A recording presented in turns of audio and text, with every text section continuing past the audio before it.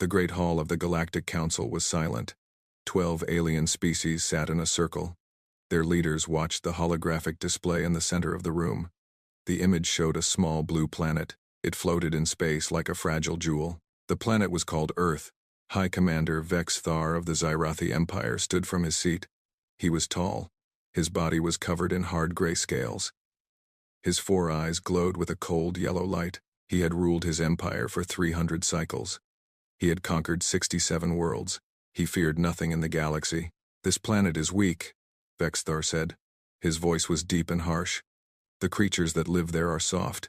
They have no natural armor. They have no claws. They cannot survive in the cold of space. They cannot breathe underwater. They are fragile beings." The other council members nodded their heads. They agreed with the High Commander. They had all studied the reports about Earth. They had all seen the data. Elder Morketh of the Velani spoke next. He was an ancient being. His body was like flowing water, always changing shape. He had lived for 10,000 cycles. He had seen many species rise and fall. "We have watched these humans for 50 of their years," Morketh said. "They fight among themselves constantly. They destroy their own world. They are divided into hundreds of small groups.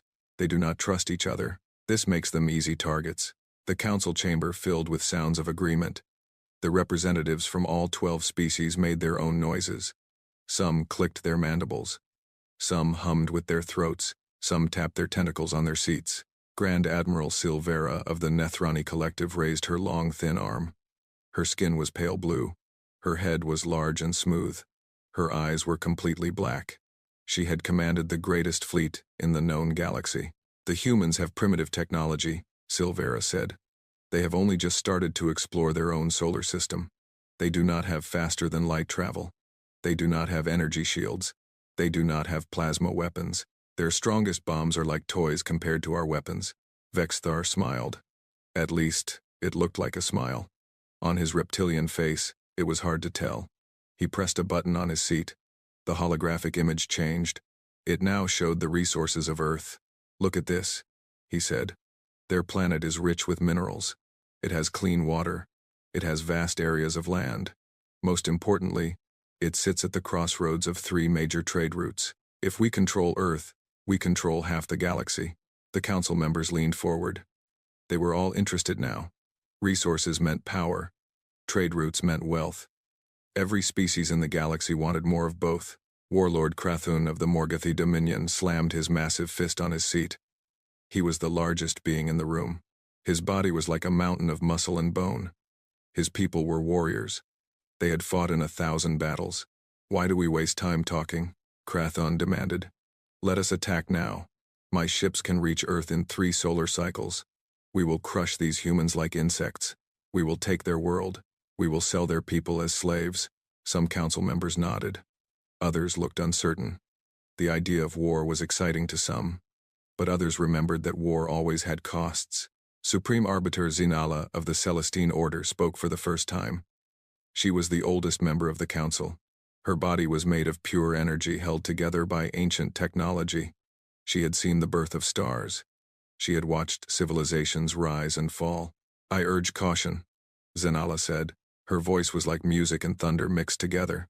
"We know little about these humans. We have only observed them from far away. We do not know what they are truly capable of." Vex Thar laughed. It was a cold, harsh sound. "What is there to know?" he asked. "They are soft. They are weak. They are divided.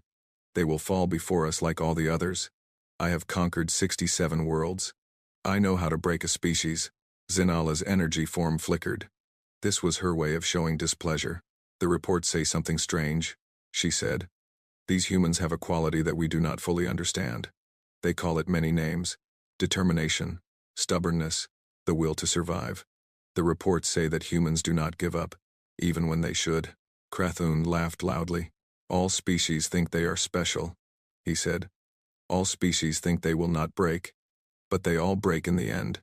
My warriors have proven this many times." The council debated for many hours. They argued about the risks and rewards. They discussed strategies and timelines. In the end, they voted. The decision was almost unanimous. Only Zinala voted against the invasion. "It is decided," Vex Thar announced. We will send a combined fleet to Earth. The Zirethi will lead. The Morgothi will provide ground troops. The Nethrani will handle space combat. We will attack in 15 cycles. Earth will be ours. The council members began to leave. They had plans to make, ships to prepare, armies to mobilize. This would be the largest invasion in recent galactic history. Zinala remained in her seat. She watched the holographic image of Earth slowly spinning. Something troubled her, something in the data that the others had ignored. The reports mentioned that humans had survived ice ages. They had survived massive volcanic eruptions. They had survived diseases that killed millions of them. They had survived wars that destroyed entire cities. Each time, they came back stronger. Each time, they learned. Each time, they adapted. No other species in the galaxy had such a history. Most species found their perfect environment and stayed there. Most species avoided danger and conflict. Most species gave up when faced with impossible odds. But not humans. Zinala had lived for millions of cycles. She had learned one important lesson in all that time. Never underestimate a species that refuses to die. Never attack a creature that has nothing to lose. Never corner an animal that will fight to the last breath. She tried to warn the others, but they did not listen. They saw only weakness where she saw hidden strength. They saw only opportunity where she saw danger. The fleet was assembled in record time. 5,000 warships gathered at the edge of the solar system. They were the finest vessels in the galaxy. Each one was armed with weapons that could destroy mountains. Each one was crewed by trained soldiers. Vexthar stood on the bridge of his flagship, the Eternal Conquest. It was the largest warship ever built.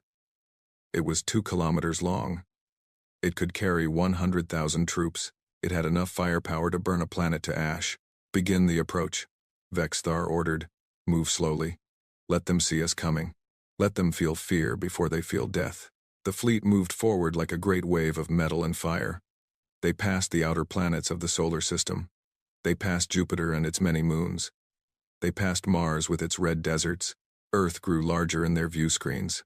The blue planet looked so peaceful, so quiet, so unprepared for what was coming. On Earth, the humans had detected the alien fleet.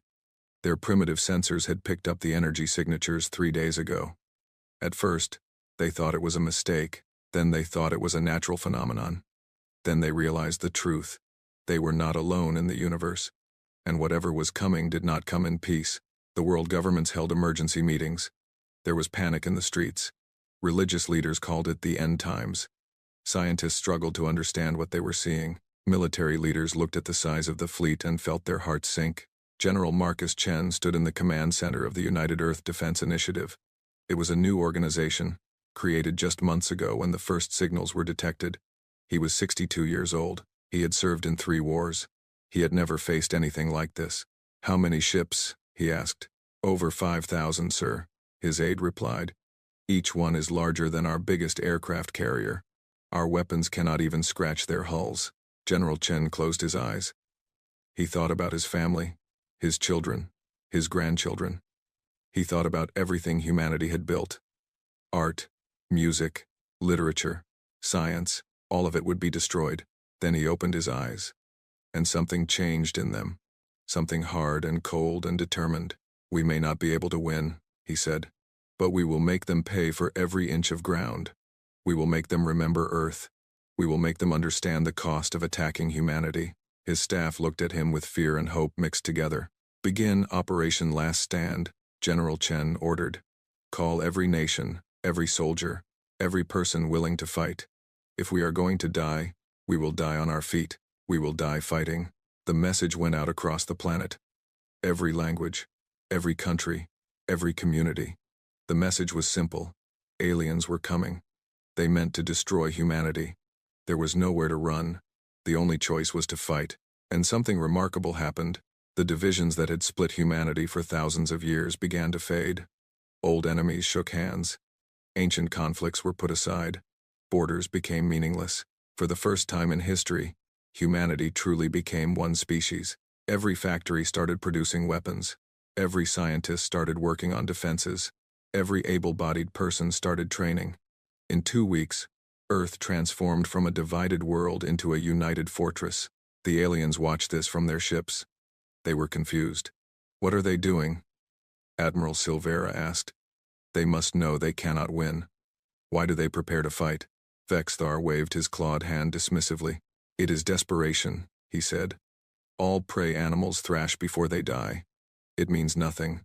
We will crush them just the same." But deep in his cold reptilian heart, something stirred. Something that might have been doubt. He had conquered 67 worlds. He had seen many species face death, but none of them had responded like this. Most species tried to flee. Some tried to surrender. A few fought briefly and then gave up. But humans? Humans were building weapons. Humans were digging trenches. Humans were preparing to fight a war they could not possibly win. Vexthar pushed the doubt away. It did not matter. 5,000 warships against one primitive planet. The outcome was certain. The fleet entered Earth's orbit. The shadow of the ships fell across the planet. Day became night, under the weight of alien metal. Billions of humans looked up at the sky and saw their doom. Vexthar activated the communication system. His image appeared on every screen on Earth. His cold yellow eyes stared down at humanity. "People of Earth," he said. "I am High Commander Vexer of the Zyrathi Empire. Your world now belongs to the Galactic Council. You will surrender immediately. You will lay down your weapons. You will accept your new masters. If you obey, some of you will be allowed to live. If you resist, you will all die." He waited for their response. He expected tears. He expected begging. He expected immediate surrender. Instead, he received something else. General Chen's face appeared on his screen. The human's eyes were hard and cold. His jaw was set with determination. He did not look like a man who was about to surrender. "This is General Marcus Chen of the United Earth Defense Initiative," the human said. "We have received your message. We understand your demands, and we have a response for you." Vexithar leaned forward with interest. Perhaps this human would be entertaining. "We do not surrender," General Chen continued. "We do not kneel. We do not give up. We are human beings. We have survived ice ages and plagues and wars and disasters. We have crawled out of the mud and reached for the stars. We have faced extinction before, and we are still here." Vexthar's 4 eyes narrowed. "You are fools," he said. "You cannot win. Your weapons are toys. Your ships are paper. You will all die." General Chen smiled. It was not a pleasant smile. It was the smile of a wolf facing a larger predator. "Maybe," he said. "But we will take as many of you with us as we can. We will make you bleed. We will make you hurt. We will make you remember Earth for the rest of your miserable lives. You want war? You have no idea what war means to a human." The communication ended. Vexthar sat in silence for a long moment. Around him, his officers exchanged nervous glances. They had never seen a species respond this way. Most civilizations begged for mercy at this point. "Interesting," Vexthar finally said. "This might be amusing after all. Begin the invasion, burn their cities, break their armies, show them what happens to those who defy the Galactic Council." The first wave of dropships launched from the fleet. Thousands of landing craft descended through Earth's atmosphere. They carried millions of soldiers. They carried tanks and weapons and death. The battle for Earth had begun. On the ground, humanity waited. They stood in their trenches and bunkers. They manned their primitive guns and missiles. They knew they were facing impossible odds. They knew most of them would die, but they did not run. They did not hide. They did not surrender. They were humans, and humans did not go quietly into the night. In the command center, General Chen watched the alien ships descend. He thought about his grandfather, who had fought in World War II. He thought about his father, who had served in Vietnam. He thought about all the soldiers throughout history who had faced impossible odds. None of them had faced anything like this. But all of them had shared one thing in common. They had refused to give up. "All units," General Chen said into his radio. "This is the moment we were born for. Show them what humanity is made of. Show them that Earth does not surrender. Show them that we would rather die free than live as slaves." Across the planet, humans prepared to fight. Men and women, young and old, from every nation and every background. They stood together as one species for the first time in history. And in that moment, something shifted. Something that the aliens did not understand and could not measure. Something in the human spirit that defied logic and reason. Hope, against all odds, against all evidence, against all rational thought. Humans hoped, and hope, as the aliens were about to learn, was the most dangerous weapon in the universe. The first alien soldiers touched down on Earth. They stepped out of their ships with confidence. They had done this many times before. They expected easy conquest. What they found was something very different. What they found was humanity, and humanity was ready to fight. The first alien soldiers landed in the fields outside Moscow. They were Morgothi warriors. Each one stood 3 meters tall. Their bodies were covered in natural armor, made of bone and muscle. Their hands ended in claws that could tear through steel. They had conquered 100 worlds. They feared nothing. Commander Grathnak led his unit forward. He had 500 soldiers under his command. They spread out across the field in perfect formation. Their weapons hummed with deadly energy. Their eyes scanned for targets. Pathetic, Grathnak muttered. He looked at the human defenses in the distance. Simple walls made of earth and concrete. Primitive vehicles with metal cannons. Soft creatures hiding in holes in the ground. Forward, he ordered. Kill everything that moves. The Morgothi advanced. They moved with the confidence of predators. They had never lost a ground battle. They expected this to be easy. The first explosion caught them by surprise. A missile streaked from the human lines. It struck the ground at Grathnak's feet. The blast threw him 20 meters through the air. When he landed, 3 of his soldiers were dead.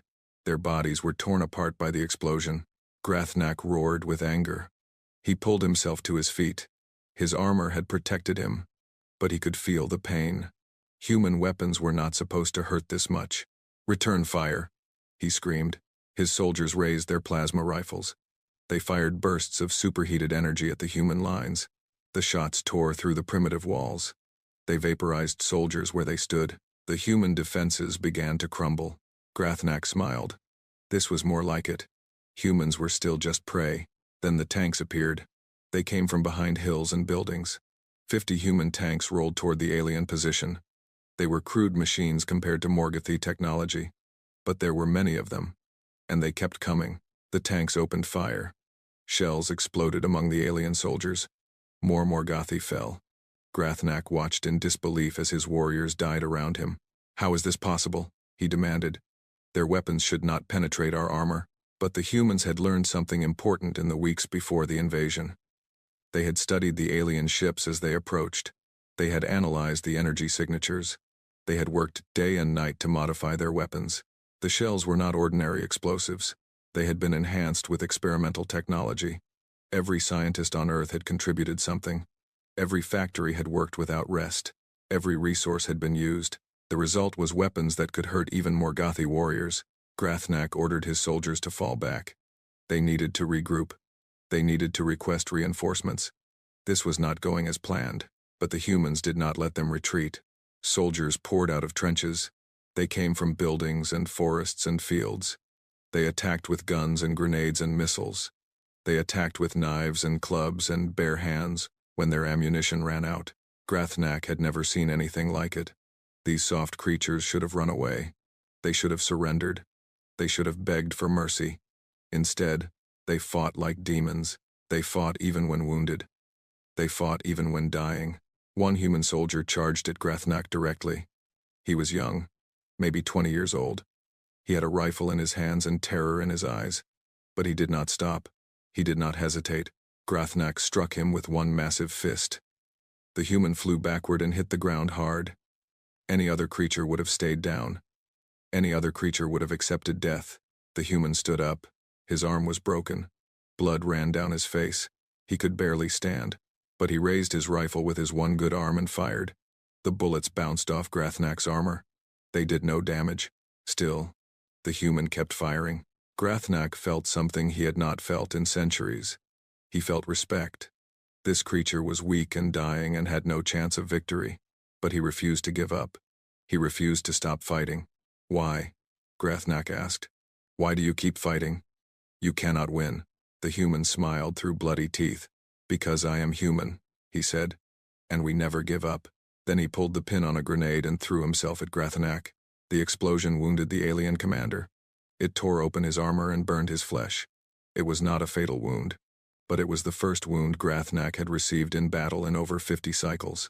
He looked at the dead human at his feet. Such a small creature. Such a fragile body. But such an unbreakable spirit. For the first time in his life, Grathnak understood fear. Similar battles were happening all over Earth. The aliens had expected quick victory. They had expected humans to collapse after the first attacks. They had expected surrender within hours.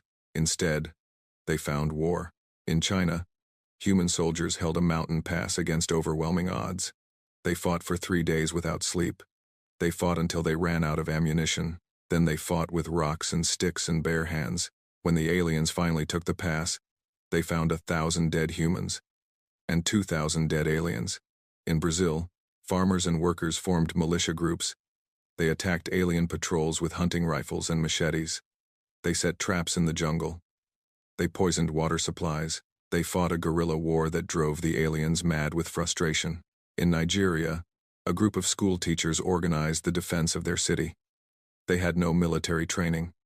They had no heavy weapons. But they refused to let the aliens take their homes. They held their city for 2 weeks against constant assault. In Japan, elderly people who remembered World War II shared their knowledge of survival and resistance. They taught young people how to hide, how to fight, how to endure. Their wisdom saved thousands of lives. In America, gang members and police officers fought side by side. Former enemies became brothers in arms. The streets they once fought over became battlegrounds against a common foe. The aliens had expected to fight an army. Instead, they were fighting a species. Every human who could hold a weapon became a soldier. Every building became a fortress. Every street became a battlefield. There was no front line. There was no safe zone. The entire planet had become a war zone. Admiral Silvera watched the reports from orbit. Her blue face was pale with shock. Her black eyes were wide with disbelief. Nothing in her experience had prepared her for this. "The casualty reports are coming in," her aide said. "We have lost 30,000 soldiers in the first day alone." Silvera could not believe what she was hearing.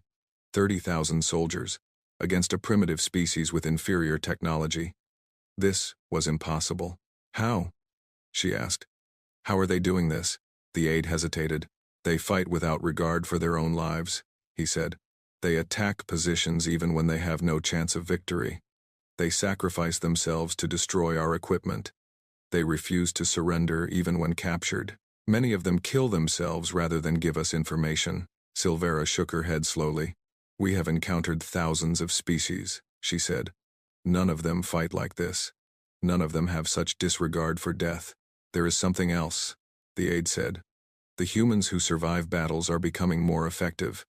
They are learning our tactics. They are adapting to our weapons. They are getting better at killing us." This was the most disturbing news of all. Most species broke down under pressure. They became less organized. They became easier to defeat. But humans were doing the opposite. They were becoming stronger. On his flagship, Vexthar was having similar thoughts. He stood in his command center and watched the battle reports with growing concern. The invasion was supposed to be quick. It was supposed to be easy. It was supposed to be over by now. Instead, his forces were locked in brutal combat across the entire planet. They were winning, of course. They had superior numbers and technology. But they were paying a price for every victory. "We have secured 17 major cities," his admiral reported. "But we have lost over 100,000 soldiers. Our supply lines are constantly being attacked. The humans are fighting for every building, every street, every room." Vexthar's claws scratched deep grooves in his throne. "Increase the orbital bombardment," he ordered. "Destroy their infrastructure. Break their will to fight." "We have tried," the admiral said. "We have destroyed dozens of their cities. But the survivors do not surrender. They become more determined. Each attack seems to make them angrier." Vexthar thought about the human general he had spoken to before the invasion. The one who had refused to surrender. The one who had promised to make them pay. He was keeping his promise. General Chen stood in a bunker deep beneath Washington, D.C. The city above had been destroyed. Most of the government was dead. But the resistance continued. "Status report," he ordered. His aide, Lieutenant Sarah Kim, pulled up the latest data. "We have lost 40% of our population," she said. Her voice was steady despite the horrible numbers. "Most major cities have been destroyed. Our industrial capacity is reduced by 70%. General Chen nodded slowly. These were terrible losses, beyond anything humanity had ever experienced. But there was good news, too. And the enemy? He asked. We estimate we have killed approximately 300,000 alien soldiers, Lieutenant Kim said. We have destroyed over 500 of their vehicles and landing craft. And most importantly, their advance has slowed. They are no longer gaining ground at the same rate. 300,000 enemies killed. It was a small number compared to their total force, but it was far more than they had expected to lose. Far more than they could afford to keep losing. The hit-and-run tactics are working, Lieutenant Kim continued. The aliens cannot secure any area completely. Every time they think an area is safe, our people attack again. They are spreading their forces thin, trying to maintain control. General Chen allowed himself a small smile. They thought they were fighting a war, he said. They did not understand. Humans do not fight wars. We fight total wars. Every man, woman, and child who can contribute is a soldier. Every resource is a weapon. Every loss only makes us more determined. He walked to a map of the world. Red zones showed alien-controlled territory. Blue zones showed human resistance. The map was mostly red, but the blue zones refused to disappear. What about the special projects? General Chen asked. Lieutenant Kim pulled up another file. Project Prometheus is 60% complete, she said. Our scientists have reverse-engineered some of the alien technology we captured. We are building new weapons that can match their firepower. And Project Achilles? 90% complete. We have identified several weaknesses in their armor and shields. Our new weapons are designed to exploit those weaknesses. General Chen nodded with satisfaction. Humans were tool users. It was their greatest strength. Give humans a problem, and they would find a solution. Give them enemy technology, and they would learn to use it better than the original owners. And Project Retribution? He asked quietly. Lieutenant Kim hesitated before answering. Complete, she said. But sir, are we really going to use it? General Chen was silent for a long moment. Project Retribution was their last resort, their final card to play. If they used it, there would be no going back. Not yet, he said. But soon. If they do not leave our world soon, we will show them what human desperation looks like. In the skies above Earth, a different kind of battle was taking place. Human pilots flew their primitive jets against alien fighters. It should have been a slaughter. The alien ships were faster, stronger, and better armed, but humans had learned to fly in machines made of cloth and wood. They had fought aerial battles for over a century. They understood the sky in ways the aliens did not. Captain James Wright banked his fighter hard to the left.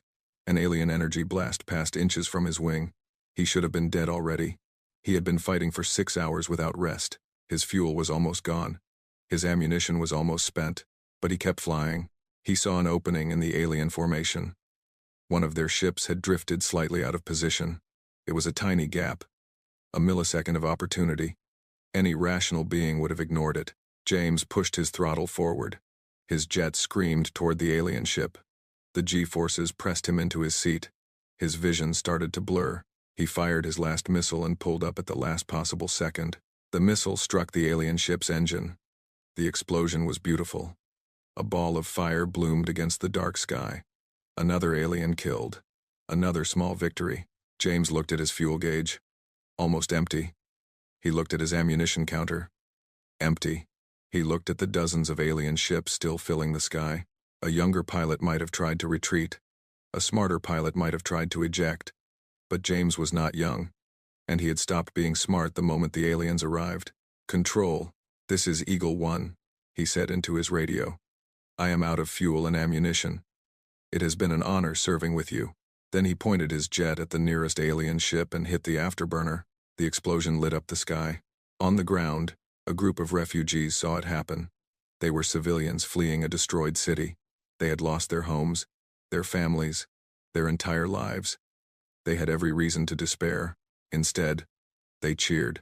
They cheered for the pilot who had given his life to hurt the enemy. They cheered for the humans who were still fighting. They cheered because even in the darkest hour, there were still heroes. That was something the aliens could not understand. Humans did not fight only to survive. They fought to inspire each other. They fought to prove that the human spirit could not be broken, They fought because fighting was better than giving up. Vexthar received the report about the pilot who had rammed his ship. Why would he do that? He asked. He gained nothing from his death. He could have surrendered. He could have lived. His advisors had no answer. This behavior made no sense to them. In their culture, survival was the highest priority. Self-sacrifice was a sign of mental illness. But to humans, self-sacrifice was a sign of courage. It was the highest honor. It was a statement that some things were worth more than life itself. The war continued. Days turned into weeks. Weeks turned into months. The aliens slowly conquered more territory. They killed millions of humans. They destroyed cities and forests and farms, but they never broke the human spirit. Every day, there were new attacks. Every night, there were new acts of sabotage. Every moment, there was resistance. Humans fought in the mountains and the deserts and the jungles. They fought in the ruins of their cities and the ashes of their homes. And, slowly, quietly, something began to change. The alien soldiers started to fear Earth. They started to hate being assigned to ground duty. They started to dream of going home. The mighty warriors who had conquered 100 worlds began to break under the pressure of fighting a species that would not surrender. Grathnak stood in the ruins of a human city. His body was covered in scars from dozens of battles. Half his soldiers were dead. The survivors looked exhausted and haunted. "Commander," one of them asked, "when will this end?" Grathnak had no answer. He had fought for months. He had won countless battles. But the humans kept coming. For every one they killed, 10 more appeared. For every city they destroyed, the survivors scattered and formed new resistance groups.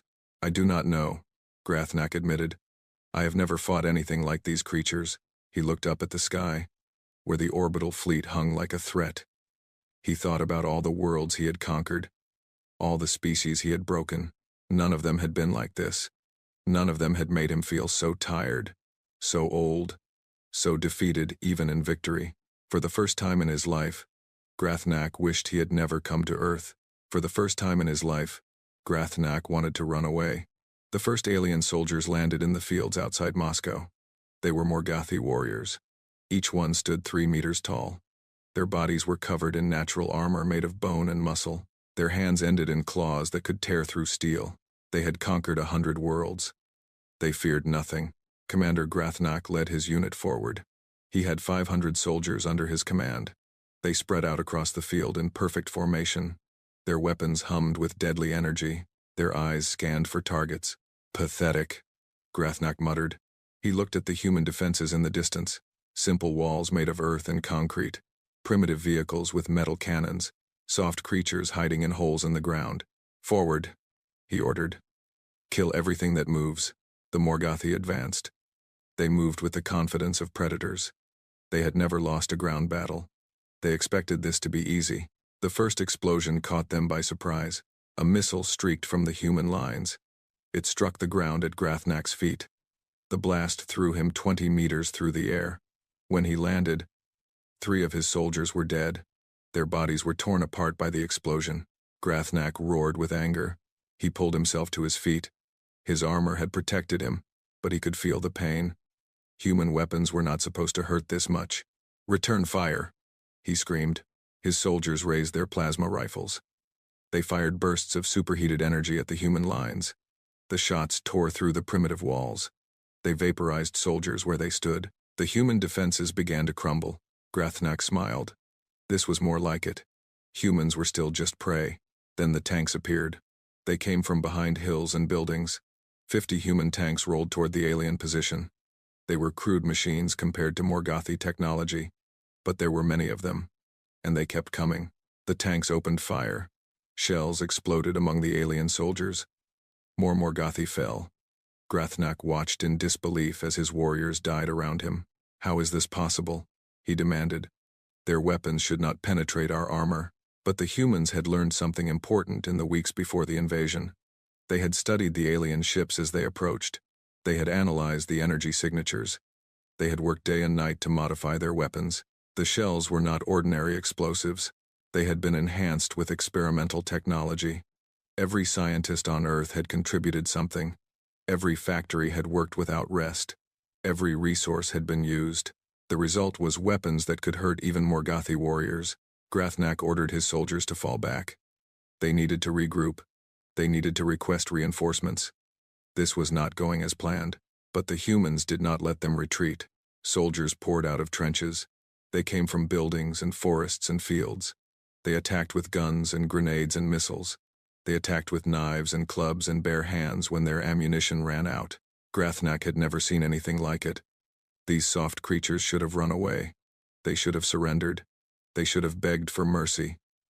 Instead, they fought like demons. They fought even when wounded. They fought even when dying.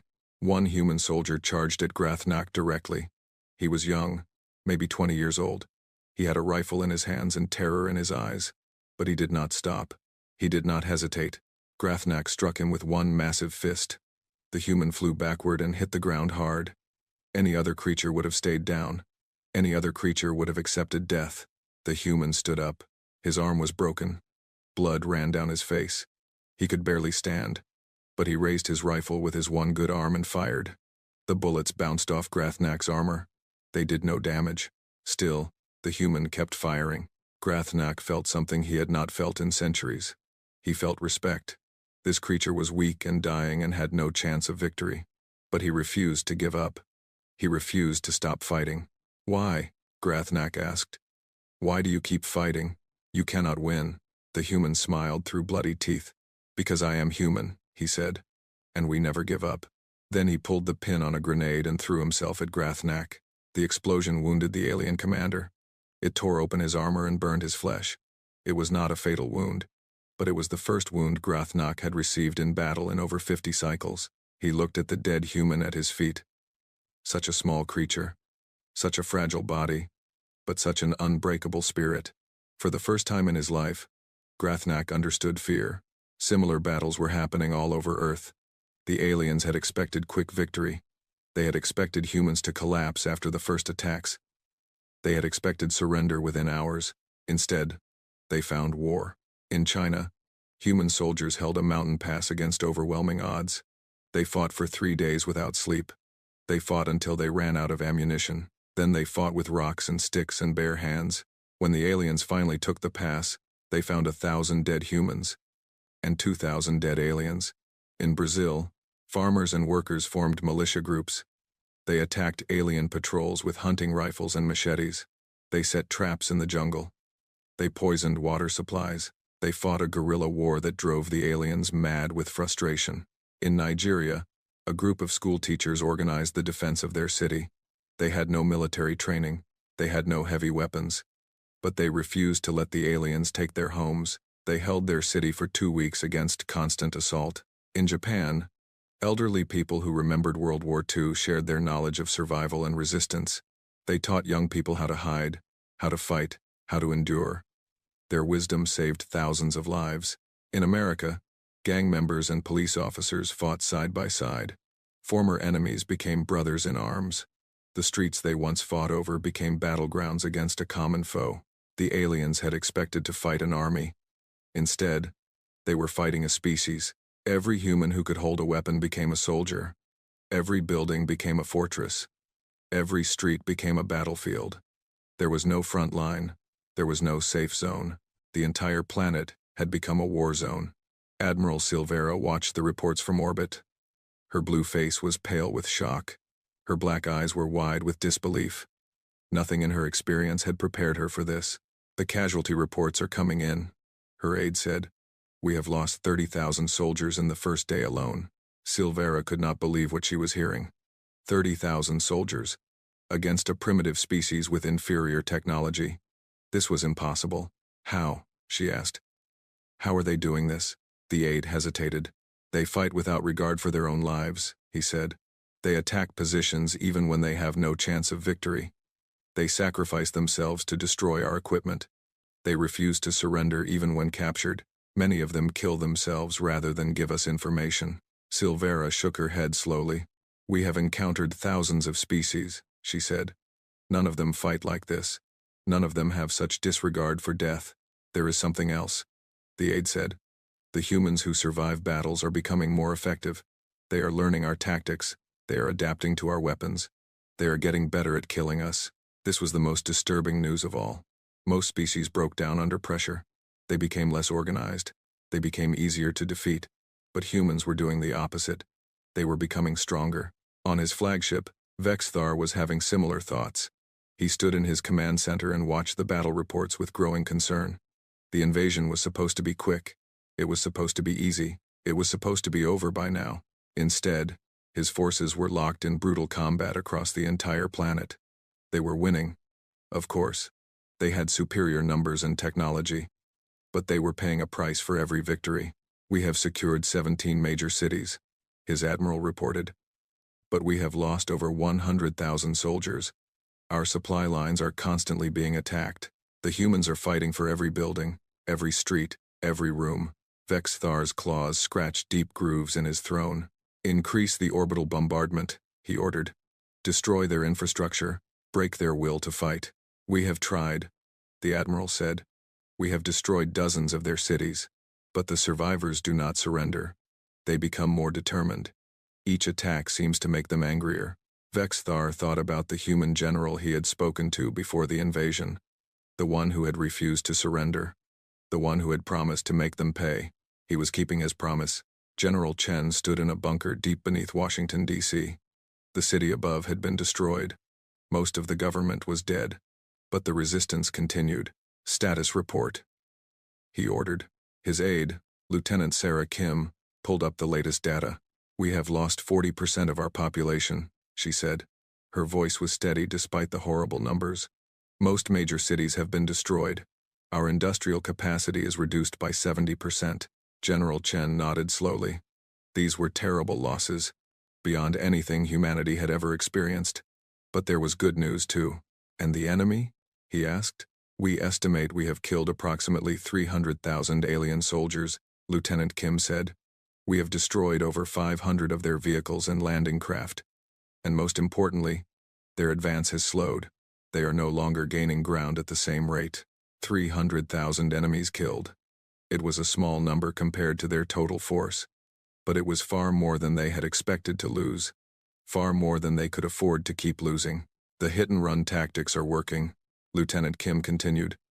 The aliens cannot secure any area completely.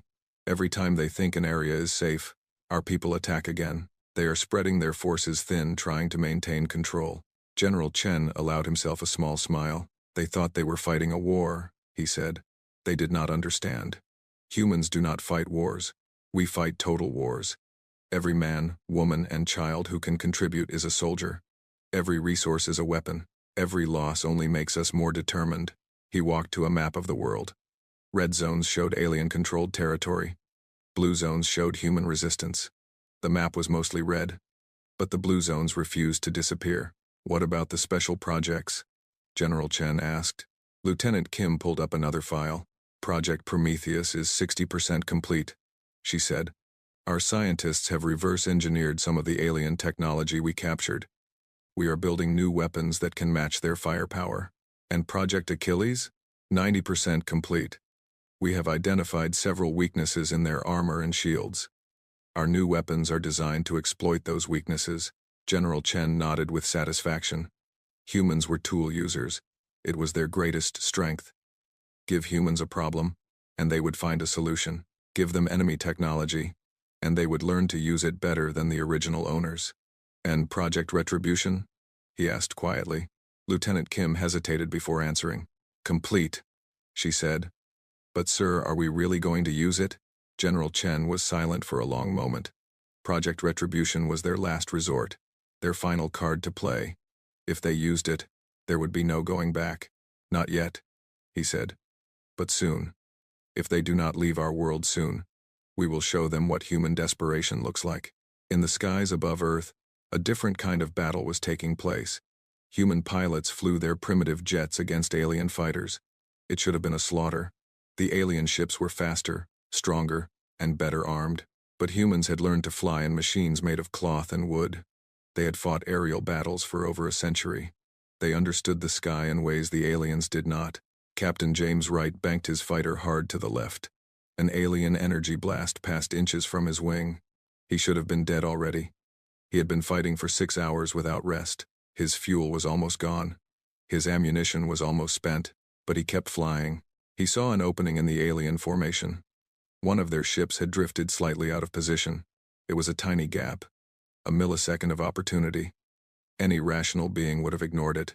James pushed his throttle forward. His jet screamed toward the alien ship. The G-forces pressed him into his seat. His vision started to blur. He fired his last missile and pulled up at the last possible second. The missile struck the alien ship's engine. The explosion was beautiful. A ball of fire bloomed against the dark sky. Another alien killed. Another small victory. James looked at his fuel gauge. Almost empty. He looked at his ammunition counter. Empty. He looked at the dozens of alien ships still filling the sky. A younger pilot might have tried to retreat. A smarter pilot might have tried to eject. But James was not young, and he had stopped being smart the moment the aliens arrived. "Control, this is Eagle 1, he said into his radio. "I am out of fuel and ammunition. It has been an honor serving with you." Then he pointed his jet at the nearest alien ship and hit the afterburner. The explosion lit up the sky.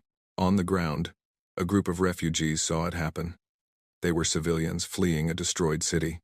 They had lost their homes, their families, their entire lives.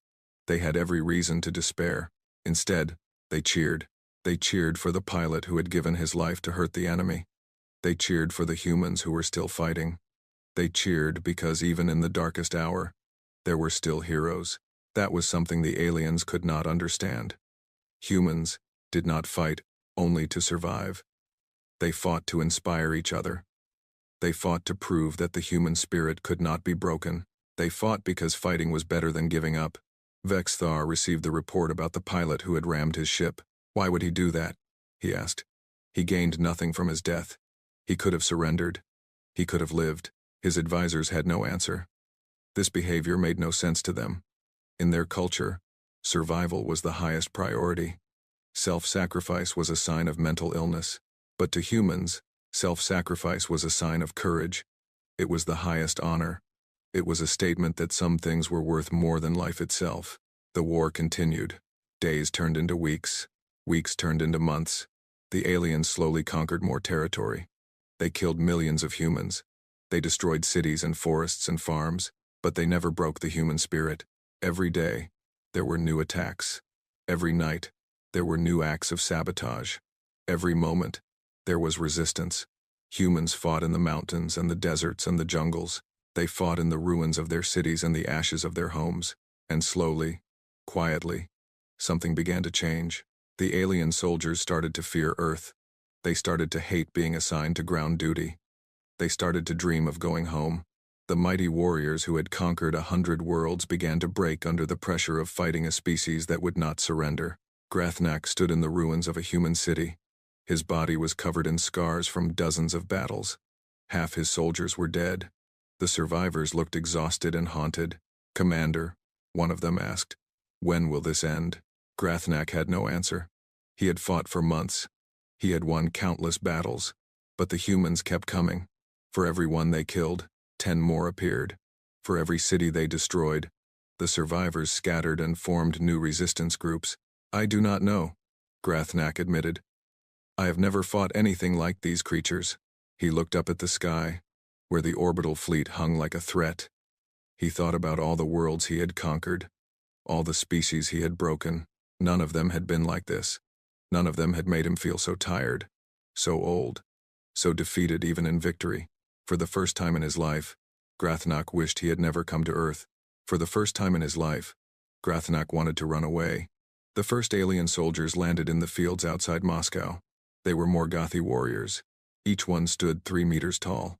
Their bodies were covered in natural armor, made of bone and muscle. Their hands ended in claws that could tear through steel. They had conquered 100 worlds. They feared nothing. Commander Grathnak led his unit forward. He had 500 soldiers under his command. They spread out across the field in perfect formation. Their weapons hummed with deadly energy. Their eyes scanned for targets. "Pathetic," Grathnak muttered. He looked at the human defenses in the distance. Simple walls made of earth and concrete. Primitive vehicles with metal cannons. Soft creatures hiding in holes in the ground. "Forward," he ordered. "Kill everything that moves." The Morgothi advanced. They moved with the confidence of predators. They had never lost a ground battle. They expected this to be easy. The first explosion caught them by surprise. A missile streaked from the human lines. It struck the ground at Grathnak's feet. The blast threw him 20 meters through the air. When he landed, 3 of his soldiers were dead. Their bodies were torn apart by the explosion. Grathnak roared with anger. He pulled himself to his feet. His armor had protected him, but he could feel the pain. Human weapons were not supposed to hurt this much. "Return fire," he screamed. His soldiers raised their plasma rifles. They fired bursts of superheated energy at the human lines. The shots tore through the primitive walls. They vaporized soldiers where they stood. The human defenses began to crumble. Grathnak smiled. This was more like it. Humans were still just prey. Then the tanks appeared. They came from behind hills and buildings. 50 human tanks rolled toward the alien position. They were crude machines compared to Morgothi technology, but there were many of them. And they kept coming. The tanks opened fire. Shells exploded among the alien soldiers. More Morgothi fell.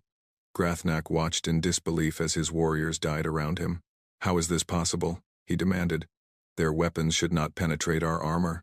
But the humans had learned something important in the weeks before the invasion. They had studied the alien ships as they approached. They had analyzed the energy signatures. They had worked day and night to modify their weapons. The shells were not ordinary explosives. They had been enhanced with experimental technology. Every scientist on Earth had contributed something. Every factory had worked without rest. Every resource had been used. The result was weapons that could hurt even Morgothi warriors. Grathnak ordered his soldiers to fall back. They needed to regroup. They needed to request reinforcements. This was not going as planned, but the humans did not let them retreat. Soldiers poured out of trenches. They came from buildings and forests and fields. They attacked with guns and grenades and missiles. They attacked with knives and clubs and bare hands when their ammunition ran out. Grathnak had never seen anything like it. These soft creatures should have run away. They should have surrendered. They should have begged for mercy. Instead, they fought like demons. They fought even when wounded. They fought even when dying. One human soldier charged at Grathnak directly. He was young, maybe 20 years old. He had a rifle in his hands and terror in his eyes.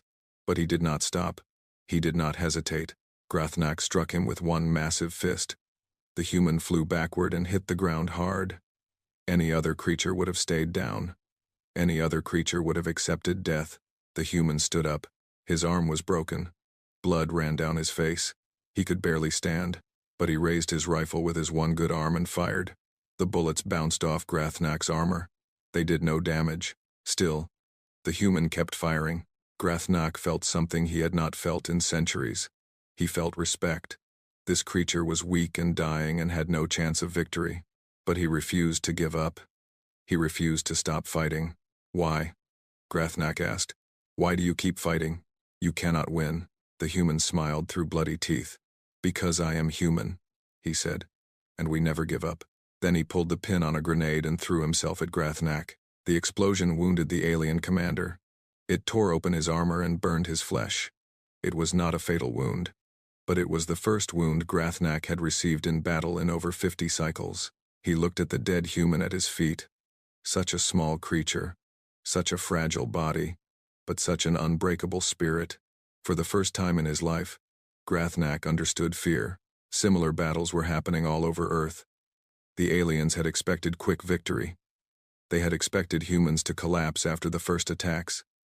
They had expected surrender within hours. Instead, they found war.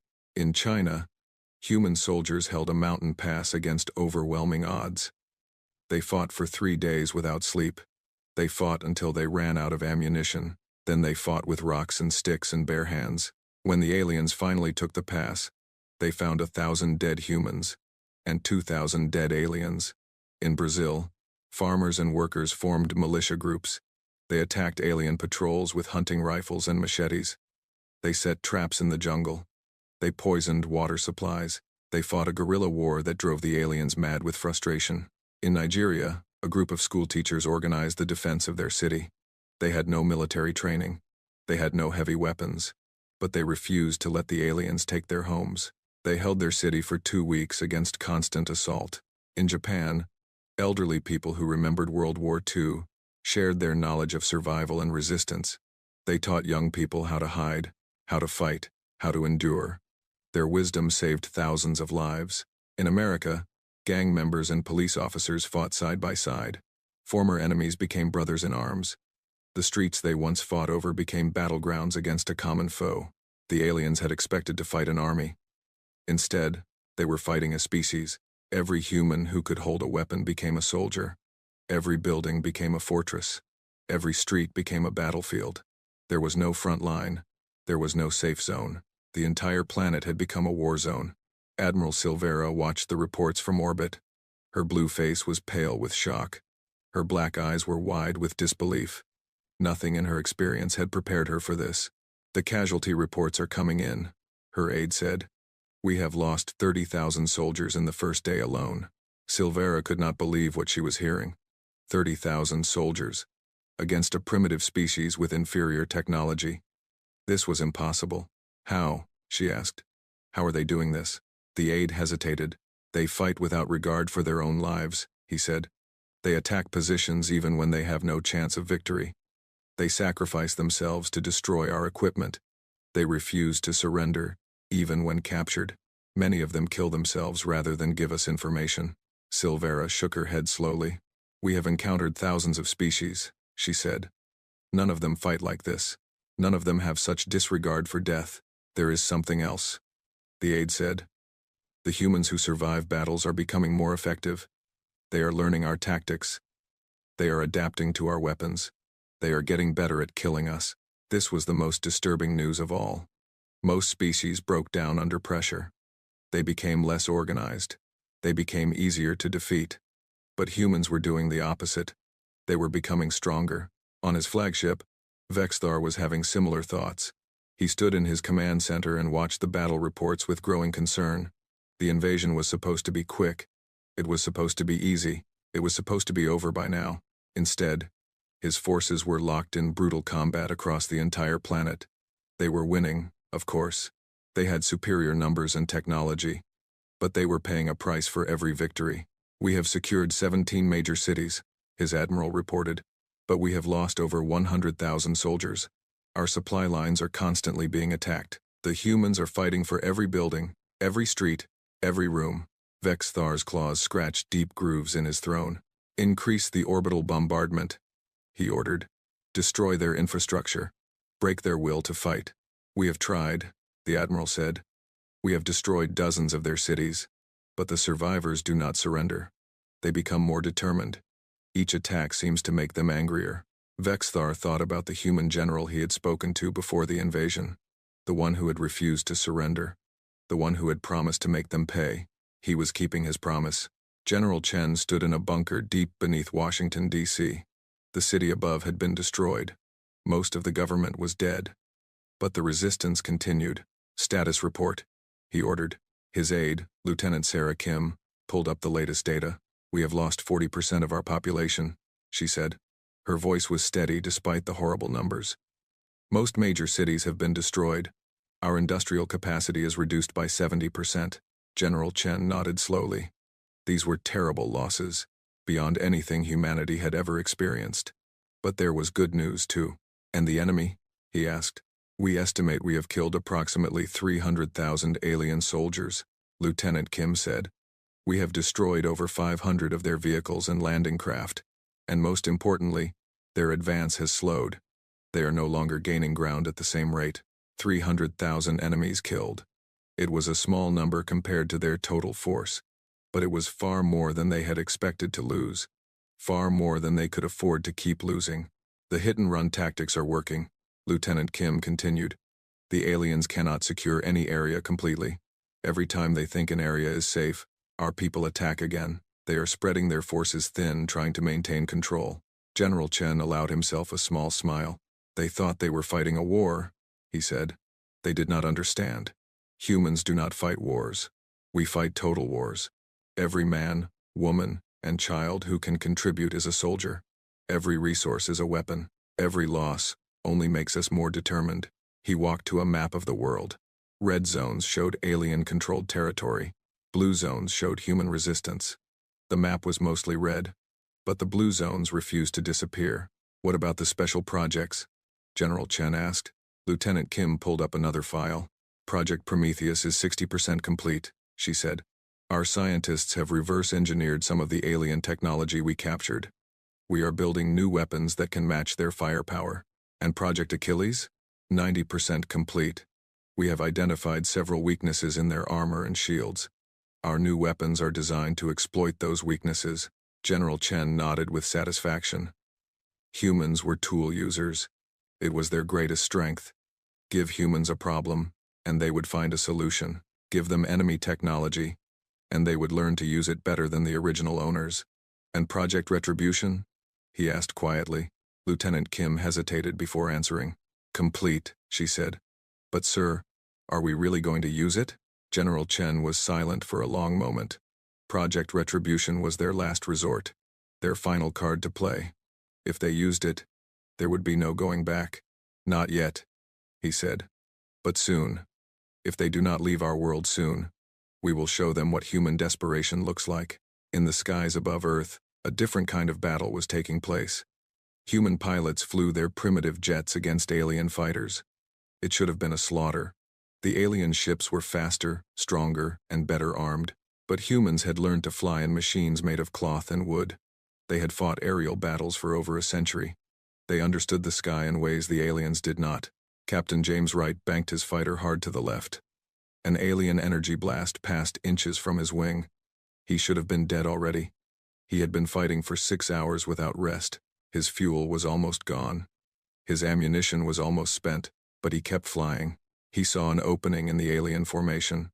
One of their ships had drifted slightly out of position. It was a tiny gap, a millisecond of opportunity. Any rational being would have ignored it. James pushed his throttle forward. His jet screamed toward the alien ship. The G-forces pressed him into his seat. His vision started to blur. He fired his last missile and pulled up at the last possible second. The missile struck the alien ship's engine. The explosion was beautiful. A ball of fire bloomed against the dark sky. Another alien killed. Another small victory. James looked at his fuel gauge. Almost empty. He looked at his ammunition counter. Empty. He looked at the dozens of alien ships still filling the sky. A younger pilot might have tried to retreat. A smarter pilot might have tried to eject. But James was not young, and he had stopped being smart the moment the aliens arrived. "Control, this is Eagle 1, he said into his radio. "I am out of fuel and ammunition. It has been an honor serving with you." Then he pointed his jet at the nearest alien ship and hit the afterburner. The explosion lit up the sky.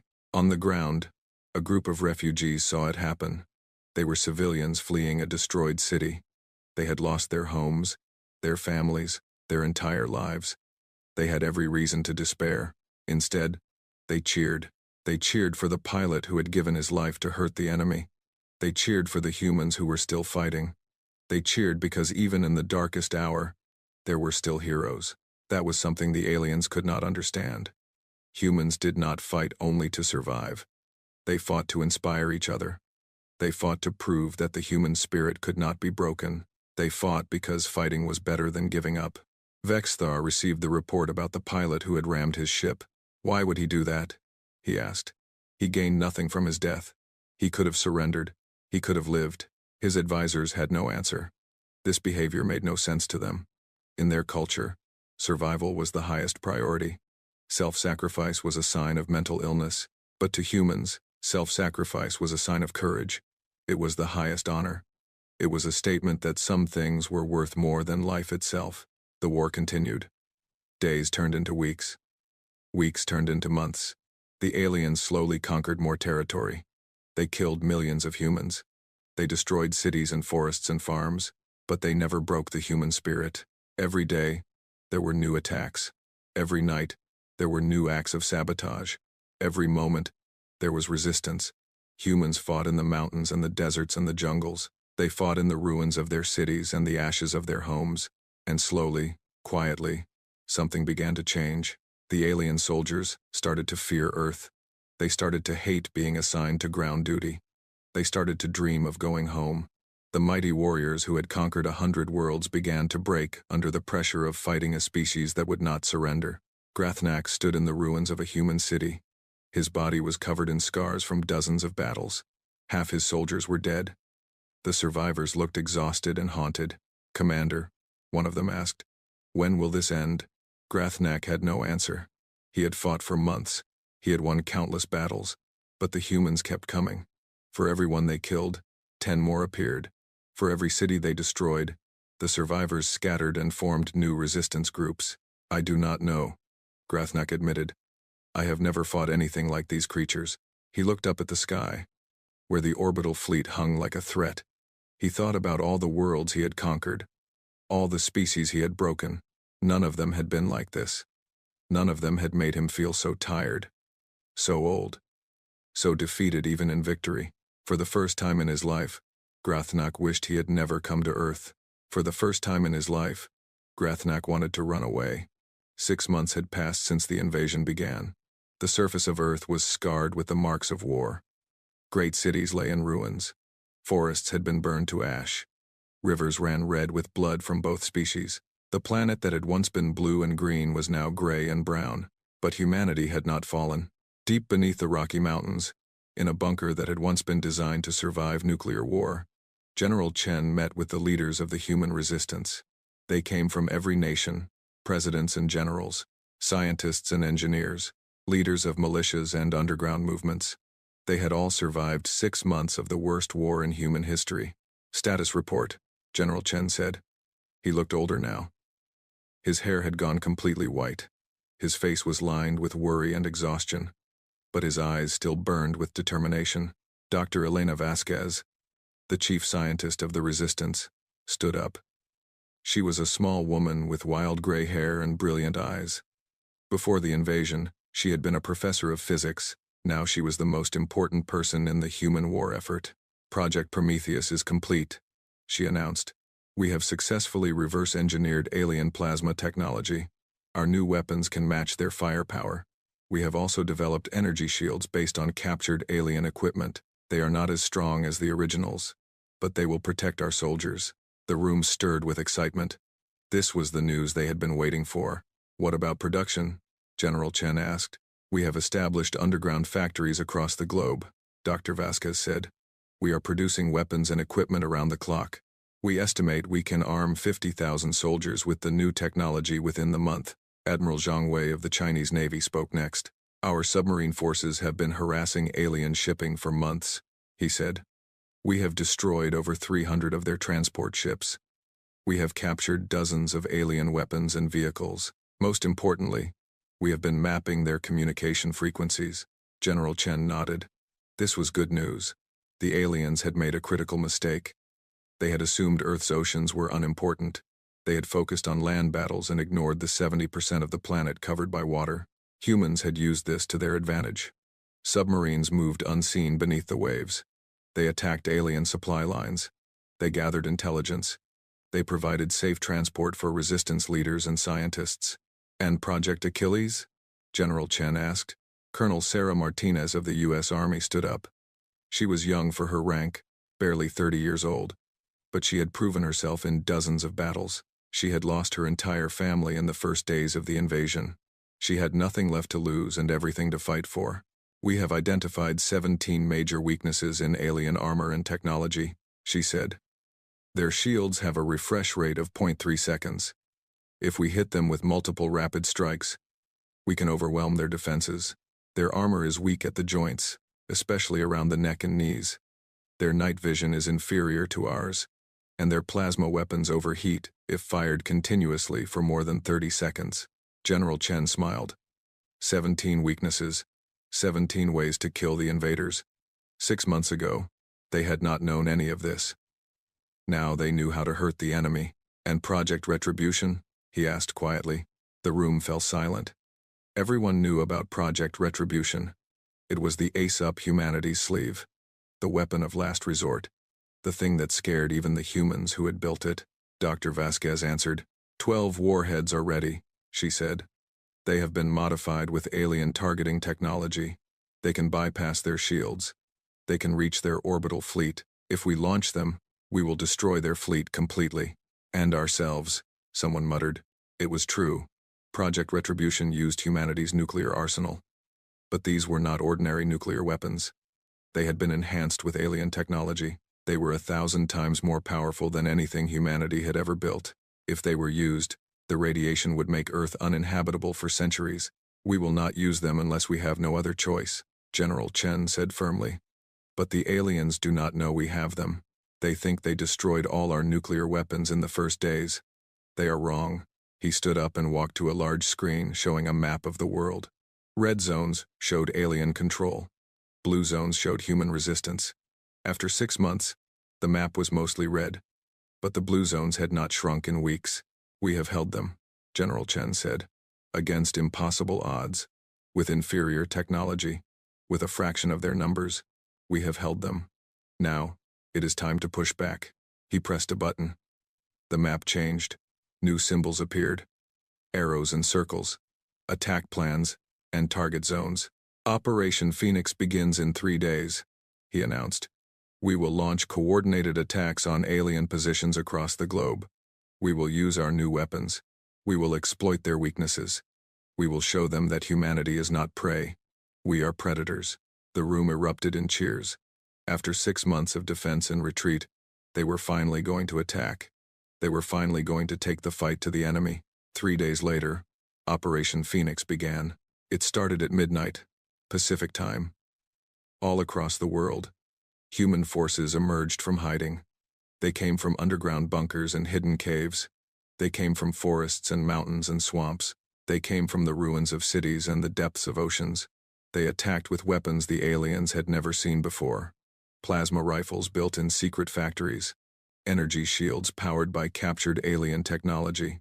Vehicles armored with materials reverse-engineered from enemy equipment. In Europe, a human force of 5,000 soldiers attacked the alien garrison at Berlin.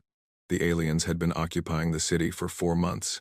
They had grown comfortable. They had stopped expecting serious resistance. The attack caught them completely by surprise.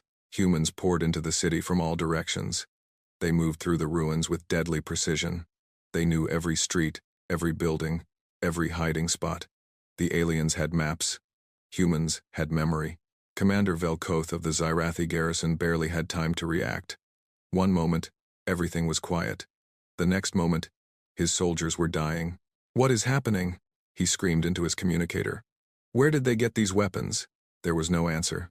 His communication officer had just been killed by a human sniper using a plasma rifle. A plasma rifle that should not exist. Velkoth ran through the streets toward his command center. Bodies lay everywhere. Alien bodies.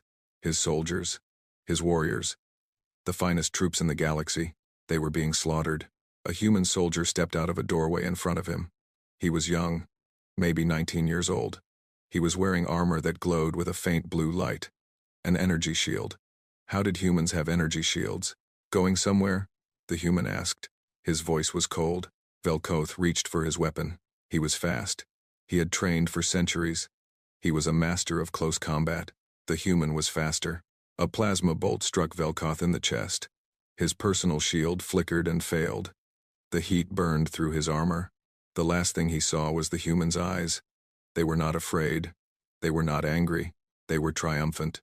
Berlin fell in 6 hours. The human forces captured the city completely. They destroyed the alien garrison. They captured their supplies and equipment. Most importantly, they captured their communication center. "We have access to their command frequencies," Colonel Martinez reported to General Chen. "We can hear everything they say to each other." General Chen smiled. This was perhaps the most important victory of all. Information was power. And now, they had both. Similar scenes played out across the planet. In Tokyo, human forces liberated the city in a single night. In Cairo, resistance fighters destroyed an alien supply depot containing enough equipment for 10,000 soldiers. In Sydney, a group of engineers used captured technology to shoot down an alien warship. For the first time since the invasion began, aliens were retreating. Vexthar watched the reports from his flagship with growing horror. Red lights blinked across his tactical display. Each light represented a position under attack. Each light represented his forces dying. "How is this possible?" he demanded. "Where did they get these weapons?" His intelligence officer had no answer. They had destroyed human factories. They had bombed human cities. They had eliminated human leadership. How had they developed new technology while fighting for survival? They must have hidden facilities, the officer suggested. Underground or underwater. Places we did not find. Vexthar slammed his fist on his throne. Find them, he screamed. Destroy them. These creatures should be broken by now. They should be begging for mercy, but humans were not begging. Humans were attacking. For the first time in the war, humans were winning battles. Admiral Silvera requested an emergency meeting with the High Commander. When she arrived, her face was pale and her hands were shaking. I have news from the ground forces, she said. Warlord Krathun has requested reinforcements. He says his soldiers are refusing to fight. Vexthar could not believe what he was hearing. Refusing? He asked. Morgathi warriors do not refuse to fight. They are bred for war. The reports say they are terrified, Silvera said. They say humans appear from nowhere. They say humans fight without fear of death. They say humans smile while dying. The Morgathi soldiers believe humans are demons from their ancient legends. Vexthar was silent for a long moment. He had commanded armies for 300 years. He had never heard of Morgathi warriors being afraid of anything. And our own forces? He asked. Silvera hesitated before answering. Morale is collapsing, she admitted. We have lost over 2 million soldiers since the invasion began. Many of our troops are young. They were told this would be an easy conquest. They were told humans were weak. Now they know the truth. Many of them want to go home. 2 million soldiers. Vexthar tried to comprehend the number. They had expected to lose maybe 10,000 in the entire campaign. Instead, they had lost 200 times that many, and the war was not over. And the humans? He asked. How many have they lost? Our estimates suggest approximately 3 billion dead, Silvera said. Nearly half their population. 3 billion humans dead. It was a staggering number. It should have meant victory. Any other species would have surrendered long ago. Any other species would have been completely broken. But humans had started with 8 billion. They still had 5 billion left. And every single one of them was fighting. They should have given up, Vexthar said quietly. Any rational species would have given up. Humans are not rational, Silvera replied. They are something else entirely. On Earth, General Chen was planning the next phase of the offensive. Operation Phoenix had exceeded all expectations. They had recaptured a dozen major cities. They had destroyed hundreds of alien vehicles and ships. They had shown the enemy that humanity could fight back. But he knew this was only the beginning. The aliens still had their orbital fleet. They still had millions of soldiers. They still had superior technology. The war was far from over. What is the enemy's response? He asked. Lieutenant Kim pulled up the latest intelligence reports. They are pulling back their ground forces, she said. They are consolidating their positions around major resource centers. They are also increasing orbital bombardment of our newly liberated territories. General Chen nodded. It was a predictable response. The aliens were trying to force humans back underground. They were trying to undo the gains of Operation Phoenix. They are scared, he said. For the first time they are scared of us. We need to keep the pressure on. We need to show them that there is no safe place for them on Earth. He looked at the map. The blue zones had grown significantly in the past week, but they were still surrounded by red. The aliens still controlled most of the planet. What about the orbital fleet? He asked. Can we reach them? Dr. Vasquez shook her head. Not yet, she said. We have captured some alien shuttles, but they are too slow and too weak. The fleet would destroy them before they reached orbit. We need something faster, something stronger. General Chen thought about Project Retribution. The nuclear warheads hidden in bunkers around the world. They could reach the fleet. They could destroy it. But the cost would be too high. Continue working on it, he said. We need a way to take the fight to them in space. Until then, we keep attacking on the ground. The war continued. Days turned into weeks. Humans kept fighting. They kept dying. But they also kept winning. In Asia, human forces liberated Korea and most of Japan. In Africa, resistance fighters recaptured Nigeria and Egypt. In South America, Brazilian guerrillas destroyed an alien command center, killing 3 Xyrathi generals. Each victory cost lives. Each victory required sacrifice. But each victory proved the same thing. Humans could win. Grathnak, the Morgathi commander who had first faced humans in Moscow, stood before Vexthar on the flagship. He looked different now. His armor was dented and scorched. His body bore dozens of scars. His eyes had lost their confidence. "I request permission to withdraw my forces," he said. Vexthar stared at him in disbelief. "You want to retreat?" he asked. "You, the greatest warrior of the Morgothi? You want to run from these primitive creatures?" Grathnak met his gaze without flinching. "I have fought humans for 7 months," he said. "I have killed thousands of them. But for every one I kill, 10 more appear. They do not fight like other species. They do not break like other species. They are something different, something dangerous. They are animals," Vexthar said. "They are prey." "No," Grathnak said firmly. "They are predators. They are the most dangerous predators we have ever encountered. If we continue this war, they will destroy us." Vexthar rose from his throne. His scales flushed red with anger. "We are the Galactic Council," he said. "We have conquered 1,000 worlds. We will not be defeated by one species on one planet." Grathnak was silent for a moment. Then he reached up and removed the symbol of his rank from his armor. He placed it on the floor at Vexthar's feet. "I am done," he said. "My warriors are done. Find someone else to die on that planet. I am taking my ships and going home." He turned and walked out of the command center. Vexthar watched him go with a mixture of rage and fear. The Morgothi were his best ground troops. Without them, the invasion would become much harder. He sat back down on his throne and stared at the tactical display. The map of Earth was changing. The red zones were shrinking. The blue zones were growing. Humans were winning. Vexthar had conquered 67 worlds. He had never lost a war. He had never retreated from any enemy. But as he watched the tide of battle turning against him, he began to wonder if this would be his first defeat, and his last. The news of the Morgothi withdrawal spread through the alien fleet like wildfire. The greatest warriors in the galaxy were leaving. They were running away from creatures that they had been told were weak and primitive. Warlord Krathun led his remaining ships out of Earth's orbit. He had come with 500 vessels and 3 million warriors. He was leaving with 200 ships and barely 500,000 soldiers. The rest had died on Earth. As his fleet jumped to hyperspace, Krathun looked back at the blue planet one last time. "Remember this world," he told his commanders. "Remember what happened here. Never come back. And warn everyone you meet. Never attack the humans." His words were the first version of what would become a galactic warning. But it would take more bloodshed before the galaxy truly understood. On Earth, humans celebrated the Morgothi retreat. For the first time since the invasion began, they had driven an entire alien species away. It was proof that they could win. It was proof that the enemy was not invincible. General Chen allowed himself one night of celebration. Then he returned to work. The Morgothi were only one part of the invasion force, he reminded his staff. The Zyrathi and Nethrani are still here. Their fleet still controls our orbit. This war is far from over. He was right.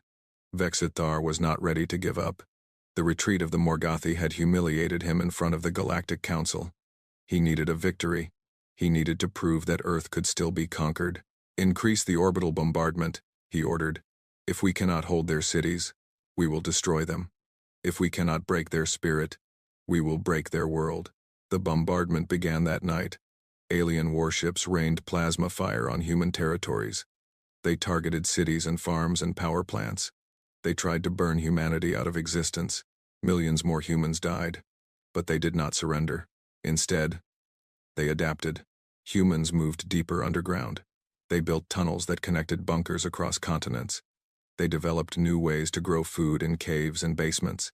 They created hidden factories that produced weapons even while bombs fell above them. Dr. Vasquez worked around the clock on a new project. It was their best hope of taking the war to the enemy. "We have captured enough alien technology to understand their ships," she told General Chen. "We can build our own spacecraft now. They will not be as powerful as theirs, but they will be fast. They will be dangerous." General Chen looked at the designs on her screen.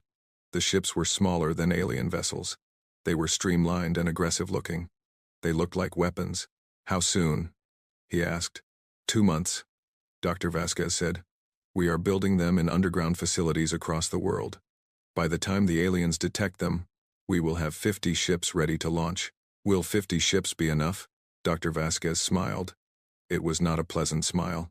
"Our ships have a feature that alien ships do not," she said. They are designed for humans. And humans are willing to do things that other species consider insane. She explained the design. Human ships would be smaller and more maneuverable than alien vessels. They would carry less firepower but would be almost impossible to hit. And they would be equipped with a new weapon that Dr. Vasquez called the Prometheus device. The Prometheus device was a bomb. Not a nuclear bomb. Something worse.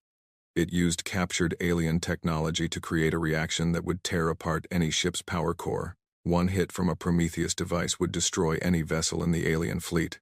The catch was that the ships carrying the devices would have to get close. Very close. Too close to escape the explosion. This is a suicide weapon, General Chen said quietly. Yes, Dr. Vasquez admitted. But we already have 10,000 volunteers. They know what it means. They accept the risk. They want revenge for what the aliens have done to our world. General Chen was silent for a long moment. He thought about the young men and women who had volunteered to die. He thought about their families. He thought about the world they were fighting to save. Build the ships, he said finally, and tell the volunteers I am proud of them. 2 months later, the human fleet launched. 50 ships rose from hidden bases around the world. They punched through the atmosphere and headed for the alien fleet. Admiral Silvera detected them immediately. Human vessels approaching, her sensor officer reported. 50 contacts. They are small, fast, following unpredictable flight patterns. Silvera watched the dots on her screen with concern. She had never seen human ships before. She had not known they could build spacecraft. Another surprise from a species that was full of surprises. Destroy them, she ordered. Her fleet opened fire. Plasma bolts and energy beams filled the space between the fleets. The alien weapons were devastating. They could vaporize a ship with a single hit. But the human ships danced through the fire like living things. They twisted and turned in ways that seemed impossible.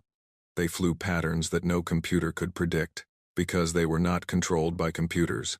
They were controlled by humans, and humans could do things that seemed impossible. The first human ship reached an alien cruiser. It was piloted by Captain Maria Santos, a 24-year-old from Brazil. Her entire family had died in the bombardment 2 weeks ago. She had nothing left to live for, but she had something to die for. For Earth, she said as she armed the Prometheus device. For everyone they killed. She flew her ship directly into the cruiser's engine section. The explosion was visible from the planet below. The alien ship tore itself apart in a ball of fire and debris. Captain Santos died instantly, but she took 2,000 alien soldiers with her. Across the battlefield, more human ships found their targets. One by one, they rammed into alien vessels. One by one, they triggered their Prometheus devices. One by one, they died. And one by one, alien ships exploded. Silvera watched in horror as her fleet was torn apart. She had 5,000 ships. The humans had 50. By every measure of military logic, she should have won easily. But logic did not apply to humans. They are ramming us, her officer screamed. They are flying directly into our ships. Why? Silvera demanded. Why would they sacrifice themselves? The answer came from an unexpected source. Supreme Arbiter Zinala, who had opposed the invasion from the beginning, appeared on the communication screen. I tried to warn you, she said. Her energy form flickered with something that might have been sorrow. Humans do not value survival above all else. They value other things. Honor, revenge, love, hope. They will die for these things. They will die gladly. That is insane, Silvera said. Perhaps, but it is also terrifying. When the battle ended, 47 human ships had been destroyed.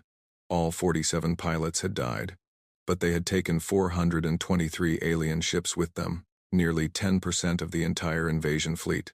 The humans who survived the battle were celebrated as heroes. Their names were written on walls in underground bunkers. Their stories were told around fires in hidden camps. They became legends. On his flagship, Vexthar stared at the casualty reports with disbelief. 423 ships, 500,000 soldiers, lost to 50 small vessels crewed by creatures who were willing to die. What are these things? He whispered. What kind of species does this? No one had an answer. The war had reached a turning point. The alien fleet was still powerful, but it was no longer invincible. The aliens controlled most of Earth's surface, but they could no longer control its skies. The invasion was stalling. On the planet below, humans sensed the change. They had won a great victory. They had proven that they could hurt the enemy in space as well as on the ground. Hope, that dangerous thing, spread across the world. General Chen called an emergency meeting of the resistance leadership. "We have a choice to make," he said. "We can continue as we have been. We can keep fighting on the ground, keep launching raids, keep wearing them down. Eventually we will win, but it will take years, and millions more will die." He paused and looked around the room. "Or we can end this now." He pressed a button. The screen showed Project Retribution, 12 modified nuclear warheads, each one powerful enough to destroy a small moon. "We have adapted these weapons with captured alien technology," General Chen explained. "They can penetrate alien shields. They can reach the orbital fleet. If we launch all 12, we will destroy their entire force." "And the fallout?" someone asked. "The radiation will make the upper atmosphere toxic for 300 years. We will survive underground, most of us. But the Earth we knew will be gone. We will emerge into a poisoned world." The room was silent. They had always known about Project Retribution. They had always hoped they would not have to use it. Now they faced the choice directly. Admiral Zhang spoke first. "Can we win without using it?" he asked. "Yes," General Chen said. "But it will take time. Maybe 5 years, maybe 10. The aliens are weakening, but they are still strong. Every year of war means millions more dead, millions more cities destroyed, millions more children who will never know peace." Colonel Martinez stood up. "I volunteer to deliver the warheads," she said. "I have nothing left. My family is dead. My home is destroyed. Let me end this." Others stood up. Dozens of them, then hundreds. Every person in the room was willing to die to end the war. General Chen felt tears in his eyes. He had commanded armies for 40 years. He had never known soldiers like these. He had never known a species like his own. "We will not decide today," he said finally. "The aliens do not know about Project Retribution. We still have time. We will continue fighting. We will continue building ships. We will continue taking back our world. And if the aliens do not leave..." He did not finish the sentence. He did not need to. In the following weeks, humans launched more attacks on the alien fleet. More pilots volunteered for one-way missions. More alien ships burned in Earth's orbit. The war had become something new. It was no longer a conquest. It was a test of wills. Which side would break first? Which side would give up? The aliens were fighting for territory and resources. Humans were fighting for survival. It was not a fair contest. Word began to spread through the galaxy. Other species heard about what was happening on Earth. They heard about the aliens who had invaded a primitive world and found monsters instead of victims. They heard about the creatures who would not surrender, the creatures who would not stop, the creatures who smiled while dying. The Villanii withdrew their support for the invasion. They sent a message to the Galactic Council saying they wanted no part of the Earth war. They had seen enough. The Celestine Order did the same. Supreme Arbiter Zinala formally condemned the invasion. She called it the greatest mistake in galactic history. One by one, the species of the Council began to distance themselves from the war. They sent fewer ships. They contributed fewer soldiers. They started talking about peace. Vexthar found himself increasingly alone. Only the Nethrani remained committed to the invasion. Admiral Silvera still believed they could win, but even she was beginning to have doubts. "We are losing support," she told Vexthar. "The other species are abandoning us. If we do not win soon, we will have to fight alone." Vexithar stared at the planet below. Beautiful, terrible Earth. The world that had destroyed his career. The world that had killed millions of his soldiers. The world that had made the greatest empire in the galaxy look weak. "Then we will win," he said. "Increase the bombardment. Deploy every soldier we have. We will crush these humans if we have to burn their entire planet to do it." It was a decision born of desperation. And desperation, as the galaxy would learn, was the most dangerous state for any species, especially for humans, because humans were always desperate. They had always lived on the edge of extinction. They had always faced impossible odds, and they had always found a way to win. Vexthar did not understand this. He could not understand it. His species had evolved in a stable environment. They had never faced extinction. They had never known true desperation. He thought he was pushing humans to their limit. He did not realize that humans had no limits. The final phase of the war was about to begin, and it would be unlike anything the galaxy had ever seen. General Chen received the news of the increased bombardment with grim determination. "So be it," he said. "They want total war. We will give them total war." He looked at the map of Earth. So much of it was red now. So much of it was destroyed. But the blue zones remained. Humanity remained. "Launch Operation Thunderbolt," he ordered. "It is time to show the aliens what humanity can do when we stop holding back." Across the planet, humans prepared for the final battle. They knew what was coming. They knew the cost. But they did not hesitate. They were human. And humans never gave up. Never. Operation Thunderbolt was the largest military operation in human history. Every resistance cell on the planet activated at once. Every hidden factory began producing weapons at maximum capacity. Every surviving human who could fight took up arms. The aliens had increased their bombardment. They were trying to burn humanity out of existence. But they had made a critical error. By concentrating their fire on the ground, they had weakened their orbital defenses. They had pulled ships from patrol duty to join the bombardment. General Chen saw the opportunity and took it. "Launch all ships," he ordered. "Every vessel we have. This is our moment." 178 human spacecraft rose from hidden bases around the world. More ships than the aliens thought existed. More ships than they had believed humans could build. Each one was crewed by volunteers who knew they might not return. But humans had learned something about themselves during this war. They had learned that there were things worth dying for. And they had learned that death was not the worst fate. The worst fate was giving up. Admiral Silvera detected the launch immediately. She was on her flagship, coordinating the bombardment, when the alarms began to sound. "Human ships," her officer reported. "Over 100 contacts rising from multiple locations." Silvera felt her blood turn cold. 100 ships? Where had they come from? How had the humans built so many without being detected? "Intercept them," she ordered. "All ships, break from bombardment, focus on the incoming vessels." Her fleet turned to face the human attack. 4,000 warships against 178 small craft. The odds were heavily in her favor, but Silvera remembered the last battle. She remembered how 47 human ships had destroyed over 400 of hers. She remembered the pilots who had smiled as they flew into alien vessels. "Maintain distance," she ordered. "Do not let them get close. Pick them off from long range." Her ships opened fire. The space between the fleets filled with plasma bolts and energy beams. The humans should have been destroyed in minutes. Instead, they scattered. The human ships flew in patterns that seemed random but were actually perfectly coordinated. Each pilot had trained for months in simulators built from captured alien technology. Each pilot knew exactly what they were doing. They broke through the alien fire with minimal losses. They reached the fleet and began their attack. This time, they did not all ram their targets. Some did, but others used a new tactic. They flew past alien ships at incredible speeds, dropping small devices as they went. The devices attached to alien hulls and began to drill through. "What are those things?" Silvera demanded. She soon found out. The devices were bombs. Small but powerful. They drilled through alien armor and exploded inside the ships. One bomb could cripple a cruiser. 3 could destroy it. And humans had thousands of them. The battle raged for 6 hours.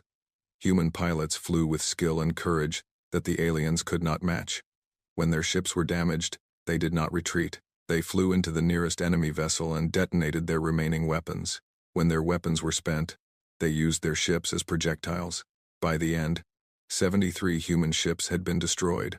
1,412 alien ships had been destroyed. The orbital fleet was shattered. Silvera looked at the carnage on her screens. She had lost nearly a third of her remaining force.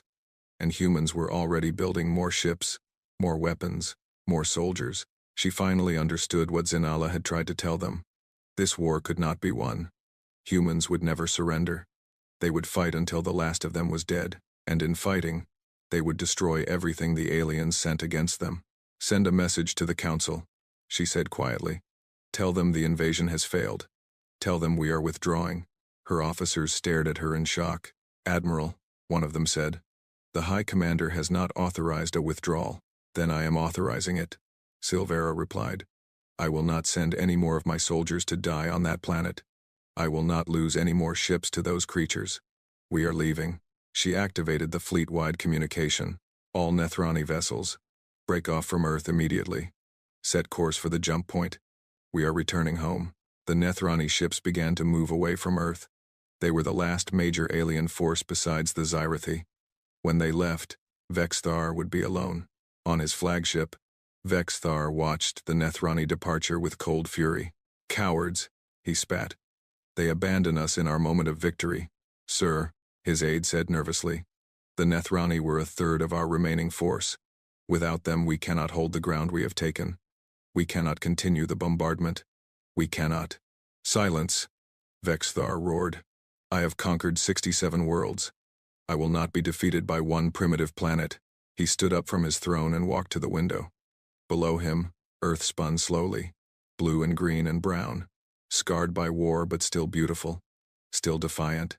Send for my personal guard, Vexthar said. I will lead the next assault myself.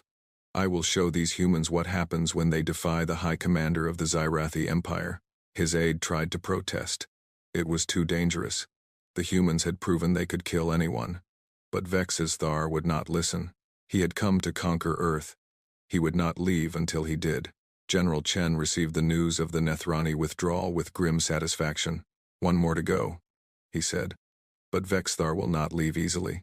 He has too much pride. He will fight to the death. Then we will kill him, Colonel Martinez said. And anyone else who stands in our way. General Chen nodded. But he was worried. The war had cost so much. So many dead. So much destroyed. Earth would take generations to recover. And the Xyrathi still had thousands of ships. They still had millions of soldiers. We need to end this quickly, he said. Before they can regroup. Before they can call for reinforcements. He made a decision. Prepare Project Retribution, he ordered. But do not launch. Not yet. First, we will give them one chance to leave. His staff was surprised. After everything the aliens had done, the general wanted to offer them mercy. We are not like them, General Chen explained. We fight because we must, not because we enjoy it. If they will leave peacefully, we will let them go. If they refuse, he did not finish the sentence. He did not need to. The message was sent to the alien fleet. It was broadcast on all frequencies. It was simple and direct. This is General Marcus Chen of the United Earth Defense Initiative. We offer you one chance to leave our planet. Take your ships. Take your soldiers. Leave Earth and never return. If you accept these terms, we will not pursue you. If you refuse, we will destroy you completely. You have 1 hour to decide. Vexthar received the message on his flagship. He read it twice. Then he laughed. They offer us terms, he said. These insects offer terms to the Xyrathi Empire. They should be begging for mercy, not making demands. He composed his response personally. To the humans of Earth, your offer is rejected. I am High Commander Vexthar. I have conquered 67 worlds. I do not retreat from primitive species. I do not accept terms from prey animals. I will land on your world personally. I will find your leaders. I will kill them with my own claws. And then I will burn everything you love while you watch. This is my promise. This is my vow. General Chen received the response. He was not surprised. He had known Vexthar would refuse. Men like Vexthar always refused. They could not accept defeat. They would rather die than admit they had lost. Very well, General Chen said. Launch Project Retribution. 12 missiles rose from bunkers hidden around the world. They were the most powerful weapons humanity had ever built. Each one could destroy a fleet. Together, they could end the war. The alien fleet detected the launches. They tried to intercept the missiles. They fired every weapon they had. But the missiles were fast. They were enhanced with alien technology. They slipped through the defensive fire like ghosts. The first missile struck Vexthar's flagship. The explosion was visible from Earth. A ball of fire bloomed in the night sky. The largest warship in the alien fleet tore itself apart. Vexthar died instantly. He never saw the end of the war he had started. The other missiles found their targets. Alien ships exploded one after another. The orbital fleet that had blockaded Earth for over a year was destroyed in minutes. When the light faded, there was nothing left but debris. On Earth, Humans looked up at the sky.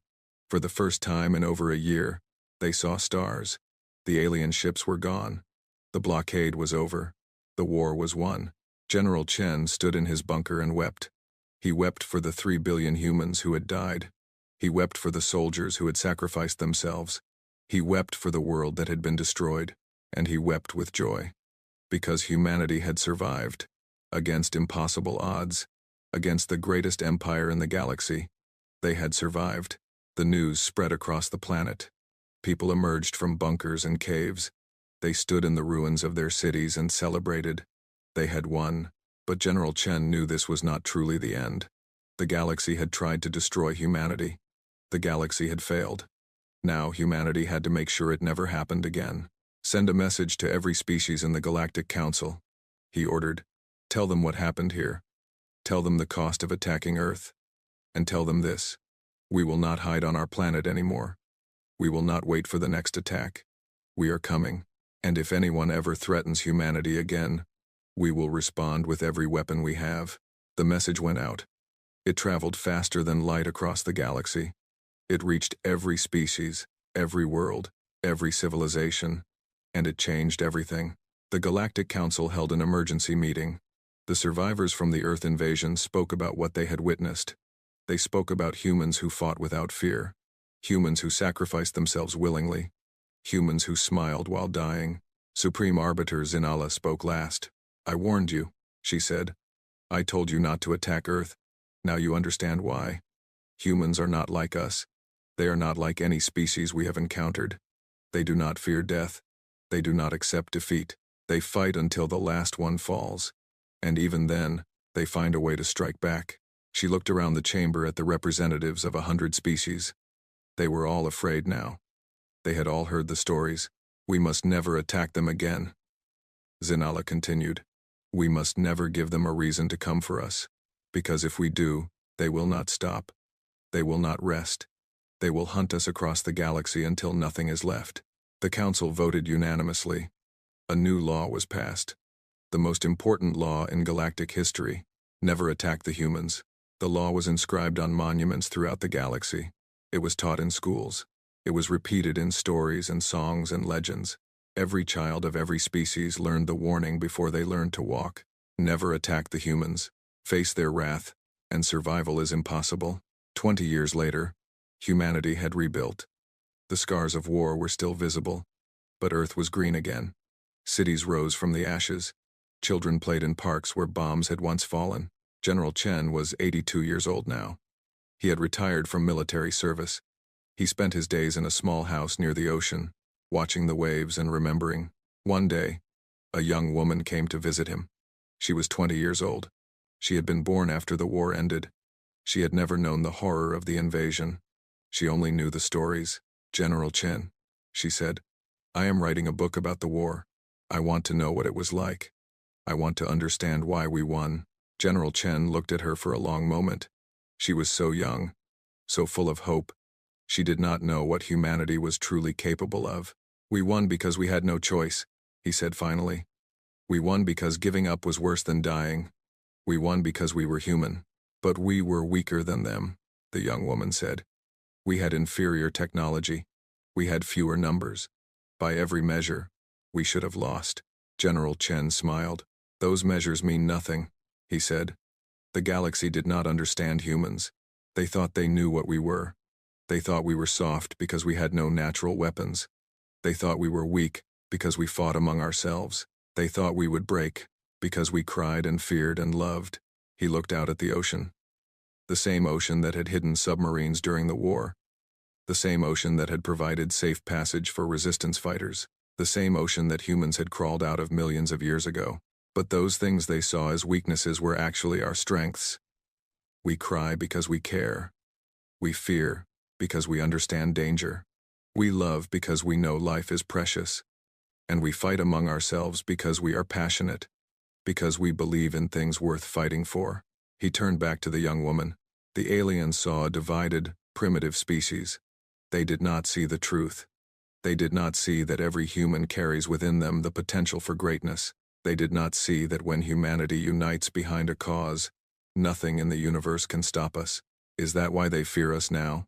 The young woman asked. Yes, General Chen said. They fear us because they finally understand. Humans do not give up. Humans do not surrender. Humans will fight against any odds, for any cause, to the last breath. And that makes us the most dangerous species in the galaxy. The young woman wrote down his words. She would put them in her book. Future generations would read them and understand, but they would never truly know. They would never experience what it was like to face extinction and refuse to die. They would never know the desperate courage of those years, and perhaps that was for the best. Perhaps it was better that they grew up in peace. Perhaps it was better that they never had to learn what their ancestors had learned, that humans were capable of terrible things, and wonderful things, and everything in between. Out in the galaxy, the other species watched Earth with a mixture of fear and respect. They had learned their lesson. They had learned the cost of underestimating humanity. The warning spread to every corner of known space. It was written in 1,000 languages. It was taught by 1,000 cultures. It became the most important piece of knowledge in the universe. Never attack the humans. Never give them a reason to fight. Never corner them. Because a cornered human is the most dangerous creature in existence. Face their wrath, and survival is impossible. And in the end, that warning was humanity's greatest victory. Not the battles they had won, not the enemies they had killed, not the technology they had captured. Their greatest victory was the knowledge that spread across the galaxy. The knowledge that humans would never be attacked again. The knowledge that humanity would be left in peace. Because the galaxy had learned the truth about the small blue planet and its strange inhabitants. Humans were survivors. Humans were fighters. Humans were the species that should not have won but did anyway. And humanity would never be prey again. General Chen died peacefully in his sleep at the age of 93. He was buried with full military honors. His grave overlooked the ocean he had loved. The inscription on his tombstone was simple: Marcus Chen. He never gave up. It was the highest compliment a human could receive, and it was the perfect summary of what humanity had become. A species that never gave up, a species that would never surrender, a species that had faced the wrath of the galaxy and answered with their own. And in the end, survival was not just possible for humans, it was inevitable, because that was what humans did. They survived, always. The stars burned cold and distant as the massive warship tore through the darkness of space.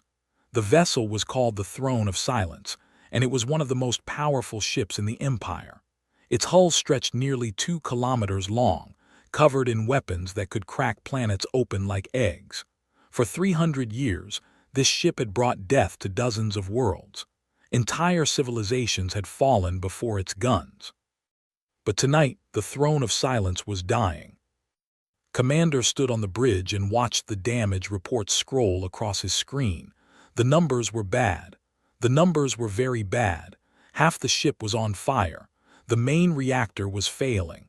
The weapons were offline. The shields had collapsed 20 minutes ago and showed no sign of coming back. How did this happen? He whispered to himself. He knew how it happened.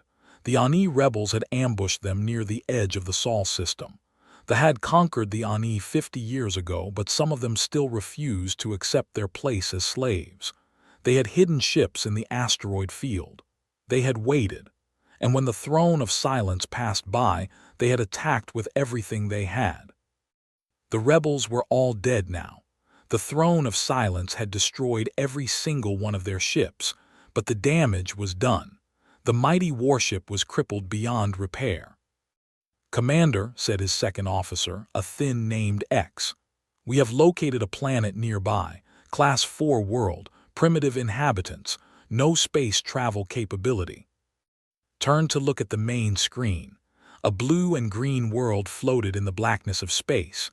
It was small, unremarkable. According to the ship's database, the natives called it Earth. "What do you know about them?" asked. X checked her records. "They are mammals, bipedal, they have basic technology, fossil fuel engines, primitive nuclear weapons. They have not yet developed faster than light travel. Our last survey was conducted 200 years ago. They were rated as a Class 7 species. No threat potential." Nodded slowly. Class 7 was the lowest rating the Empire gave to intelligent life. It meant the species was too primitive to be useful as slaves and too weak to be worth conquering. Earth was simply not worth the Empire's attention. "We cannot save the ship," said. It hurt him to admit this truth. The throne of silence had been his home for 60 years. He had commanded this vessel through 100 battles, but facts were facts. "Order all crew to the escape pods. We will abandon the vessel and signal for rescue." "What about the ship itself, Commander?" X asked. "Should we activate the self-destruct?" Considered this question. Standard protocol demanded that they destroy any vessel that could not be recovered. The technology inside was too valuable to risk falling into enemy hands. But he looked at the blue planet on his screen and laughed. "No," he said. "Let it crash on that primitive world. What will those creatures do with it? They cannot even leave their own atmosphere. They will poke at the wreckage with sticks and wonder what it is. In 1,000 years, they might learn enough to understand what they are looking at. By then, the technology will be worthless." "Ex-boater head, as you command." The evacuation took 3 hours. 12,000 crew members loaded into escape pods and launched into space. They watched from a safe distance as the Throne of Silence began its final journey. The great ship fell toward Earth, pulled down by the planet's gravity. It entered the atmosphere like a falling star. The humans below looked up and saw a streak of fire crossing their sky. They did not know what they were seeing. They thought it was a meteor. They made wishes on it. They had no idea that their entire world was about to change. The Throne of Silence crashed in the frozen wilderness of Siberia. The impact shook the ground for hundreds of kilometers. It created a crater 3 kilometers wide. Trees burned. Ice melted. Animals fled in terror. And then there was silence. Commander watched the crash from his escape pod. He felt a moment of sadness for his lost ship, but the sadness passed quickly. He would receive a new command. The Empire had thousands of ships. The loss of one vessel meant nothing in the grand scheme of things. "Mark the location," he told X. "Perhaps someday we will return to harvest the raw materials." "And the natives?" she asked. Shrugged his shoulders. "What about them? They are insects, they do not matter." The escape pods activated their emergency beacons and drifted through space, waiting for rescue. Within a week, a patrol ship arrived to collect them. Commander filed his report about the loss of the Throne of Silence. The Empire noted the incident and promptly forgot about it. There were more important matters to attend to: wars to fight, worlds to conquer, slaves to control. Earth was not worth thinking about. This was the greatest mistake the Empire ever made. The humans found the crash site within 6 hours. Satellite systems detected the impact. Seismic stations recorded the shockwave. Military radar tracked the object as it fell from the sky. Within minutes, every government on Earth knew that something had crashed in Siberia. Something big. Something that was definitely not a normal meteor. The Russian government sent the first team. Soldiers and scientists traveled by helicopter to the remote location. They expected to find a crater full of space rock. What they found instead made them question everything they believed about the universe. The object in the crater was clearly artificial. It was made of metal. It had shapes and patterns that could only come from intelligent design. It was enormous. Even broken and burning, it was the largest machine any human had ever seen. Colonel was the first human to walk up to the wreckage. He was a veteran soldier who had seen many strange things in his life, but nothing had prepared him for this moment. He stood at the edge of the crater and stared at the alien ship with his mouth hanging open. "Mother of God," he whispered. The news spread around the world within hours. An alien spacecraft had crashed on Earth. The existence of extraterrestrial life was now confirmed. Humanity was not alone in the universe. Some people celebrated. Some people panicked. Religious leaders struggled to explain what this meant for their faiths. Scientists demanded access to the crash site. Conspiracy theorists claimed that governments had known about aliens for years. The whole world seemed to go crazy overnight. But behind closed doors, the leaders of the world's nations held secret meetings. They agreed on one thing very quickly. This discovery was too important to fight over. This was bigger than any single country. This was a matter for all of humanity. For the first time in history, every major nation on Earth agreed to work together. They formed a secret organization called the Global Recovery Initiative. Its mission was simple: study the alien ship, learn its secrets, and prepare humanity for whatever might come next. Doctor was one of the first scientists chosen for the project. She was a physicist from Argentina who had spent her career studying theoretical technologies. She had written papers about the possibility of faster-than-light travel. She had dreamed of making contact with alien life. Now that dream was coming true, and she could barely contain her excitement. She arrived at the crash site on a cold December morning. The Russian winter was brutal, but she barely noticed the cold. Her attention was focused entirely on the massive wreck that filled the crater before her. "It is beautiful," she said softly. The man beside her laughed. His name was James, an engineer from the United States. "Beautiful. It looks like someone threw a building through a meat grinder." Shook her head. "You do not see it yet.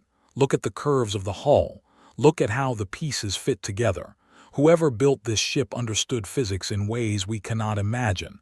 This is not just technology, James. This is art." James stared at the wreckage for a long moment. Slowly, his expression changed. "I think I see what you mean," he admitted. The research team spent their first week just mapping the exterior of the ship. It was slow work. The vessel was huge, and large sections of it were still too hot or too dangerous to approach. But piece by piece, they began to understand what they were looking at. The ship had three main sections. The front section appeared to be the command center. The middle section held what looked like crew quarters and storage areas. The rear section contained the engines, or what was left of the engines. That part of the ship had taken the worst damage in the crash. "The engine room is completely destroyed," James reported during one of their team meetings. "Whatever powered this thing, it is gone now. Melted slag. We will never know how it worked." Refused to accept this conclusion. "We can still learn from the slag," she said. "Every piece of debris tells a story. We just need to learn how to read it." She was right. Over the following months, the research team made discovery after discovery. They found new metal alloys that were stronger and lighter than anything on Earth. They found computer systems that processed information 1,000 times faster than human technology. They found medical equipment that could heal wounds in minutes. They found weapons that could level mountains. But the most important discovery came from a young engineer named. She was exploring a damaged section of the ship when she found a small room filled with strange machinery. In the center of the room was a crystal sphere about the size of a basketball. "What is this thing?" she asked over her radio. Came to look. She studied the sphere carefully, running her instruments over its surface. Her eyes went wide. "I think this is the ship's computer core," she said. "The brain of the vessel. If we can access the information stored inside, we could learn everything. Navigation data, technical specifications, maybe even the history of whoever built this ship." The crystal was cracked. Whatever information it held was locked away behind damaged systems, but refused to give up. She spent months studying the crystal, learning its language, finding ways to extract tiny fragments of data. What she learned changed everything. The ship belonged to something called the Empire. This empire controlled dozens of star systems. They had conquered hundreds of worlds. They had enslaved countless species. They were powerful beyond human imagination. And they considered humans to be insects. Found records of surveys of Earth. The aliens had visited this planet many times over the centuries. They had watched humans develop from primitive farmers to industrial societies. They had rated humanity as Class 7. No threat potential. Not worth conquering. Not worth protecting. Just ignore them and let them rot on their little world. The discovery made angry. It made her very angry. They think we are nothing, she told her team. They threw away this ship because they believed we were too stupid to understand it. They left it here like garbage. James nodded slowly. So what do we do about it? Smiled. It was not a kind smile. We prove them wrong. We do not just study this ship. We rebuild it. We make it fly again. And when the aliens come back, we show them exactly what these insects can do. The project changed that day. It was no longer just about research. It was about survival. It was about pride. It was about proving that humanity was not as weak and helpless as the aliens believed. More resources poured into the crash site. More scientists and engineers arrived from every country on Earth. They worked day and night, summer and winter, year after year. They faced problems that seemed impossible. They found solutions that nobody had imagined before.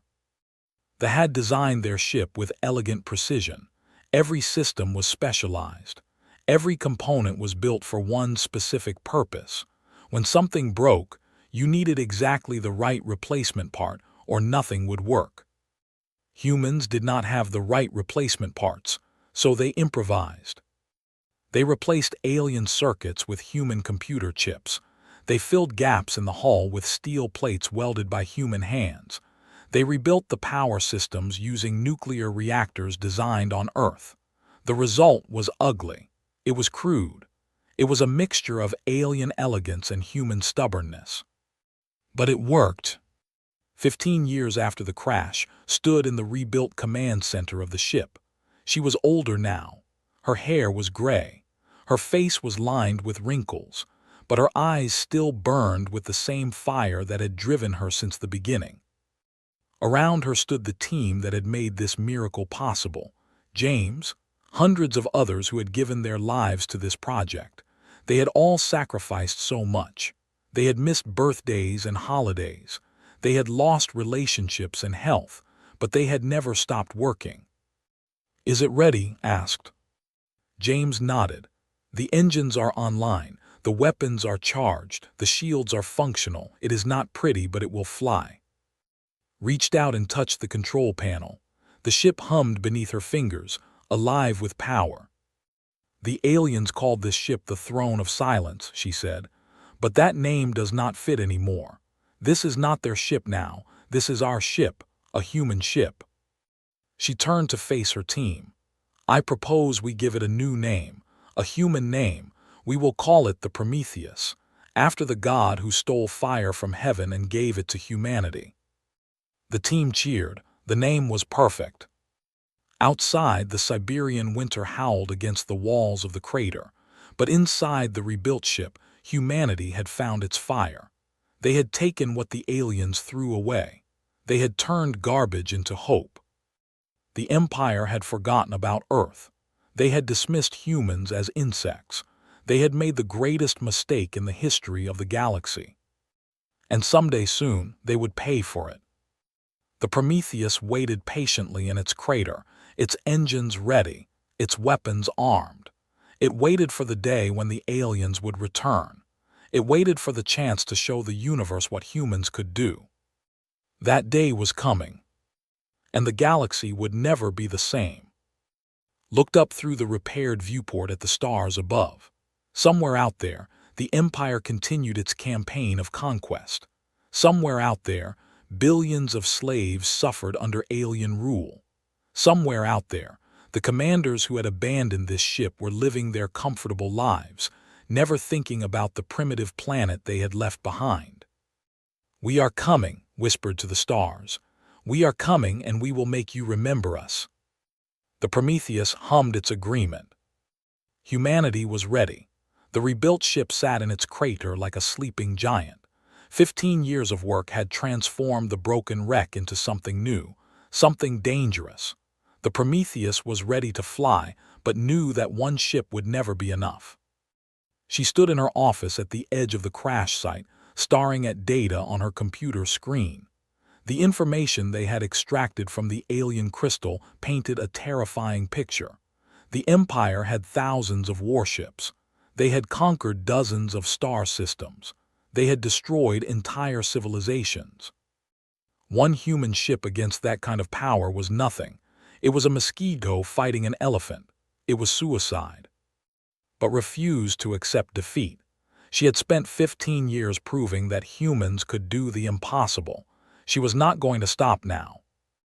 "We need more ships," she said during a meeting with the world leaders who funded the project. "The Prometheus is a miracle, but it cannot defend Earth alone. We need a fleet." The leaders looked at each other nervously. Building one ship had nearly bankrupted every nation on the planet. The resources required had been staggering. The secrecy had been almost impossible to maintain. Now this scientist wanted them to do it again, many times over. "How many ships are you talking about?" asked the American president. Did not hesitate. "As many as we can build, 50, 100 more if possible." "That is impossible," said the Chinese premier. "The people will ask questions. They will want to know where their money is going. We cannot hide something this big forever." Leaned forward, "Then tell them the truth." The room went silent. For 15 years, the existence of the alien ship had been the most closely guarded secret in human history. Only a few thousand people knew the truth. The rest of humanity still believed they were alone in the universe. "The secret cannot hold much longer anyway," continued. "We have thousands of people working on this project. Supplies and materials are moving across borders every day. Sooner or later, someone will talk. Someone will leak the information. It is better if we control the story." The debate lasted for days. Some leaders wanted to maintain the secrecy at all costs. Others agreed with that the truth would come out eventually. In the end, they reached a compromise. They would reveal the existence of alien life, but they would not reveal the full truth about the Prometheus. Not yet. The announcement shook the world. On a warm spring morning, every television and radio station on Earth broadcast the same message. The leaders of every major nation appeared together, standing in front of the United Nations building in New York. They told humanity that they were not alone.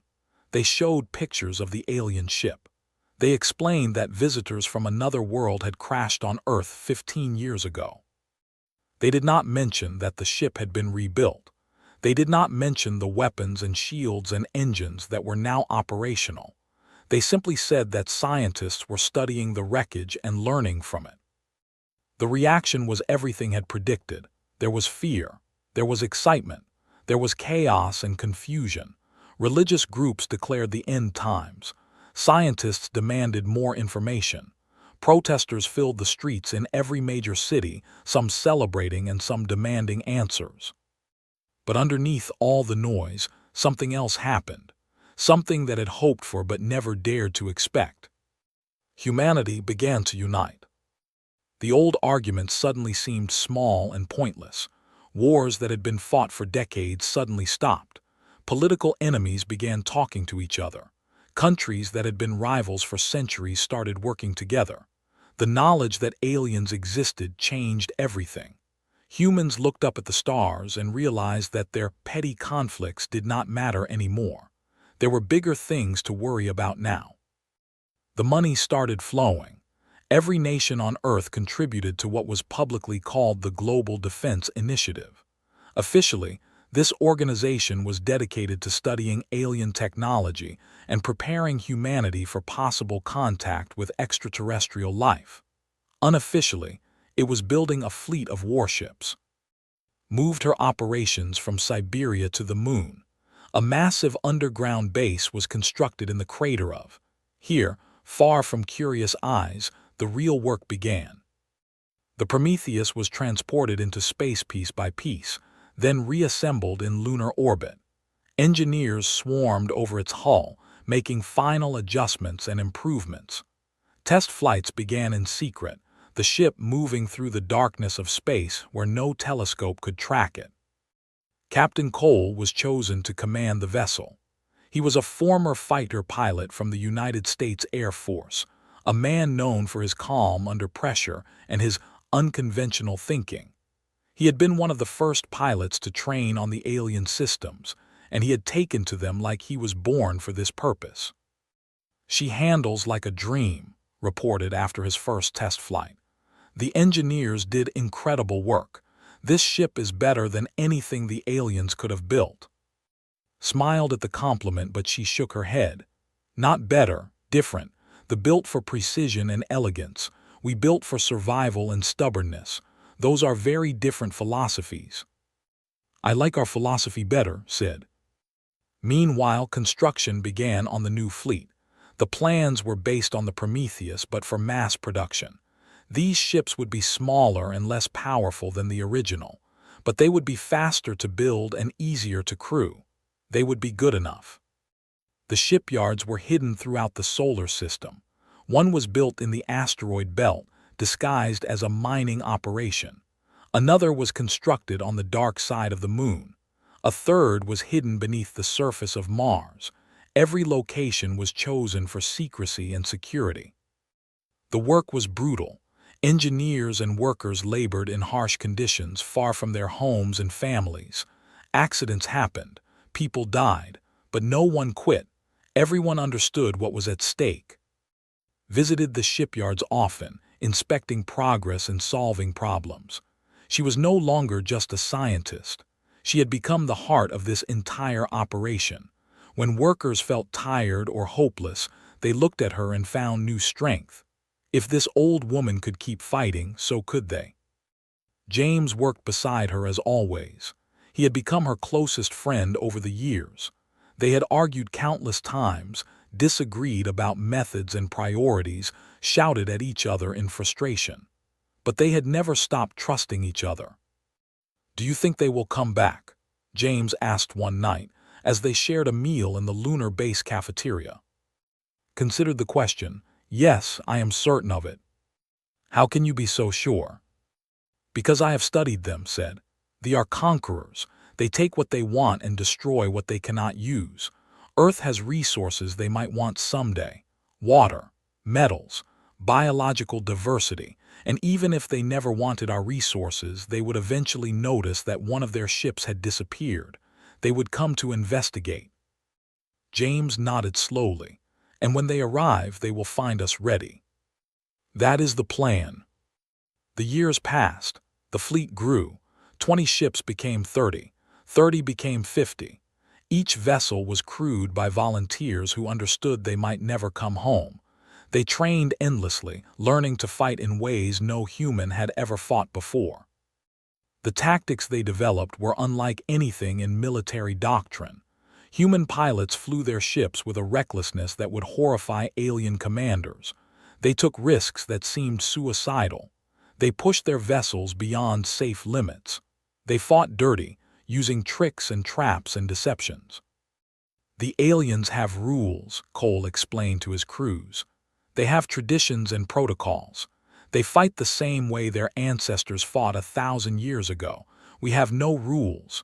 We will do whatever it takes to win."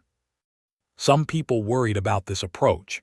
They said that humans were becoming too aggressive, too willing to sacrifice themselves, dismissed these concerns. "They think we are insects," she said. "They expect us to be weak and easily crushed. Our only advantage is surprise.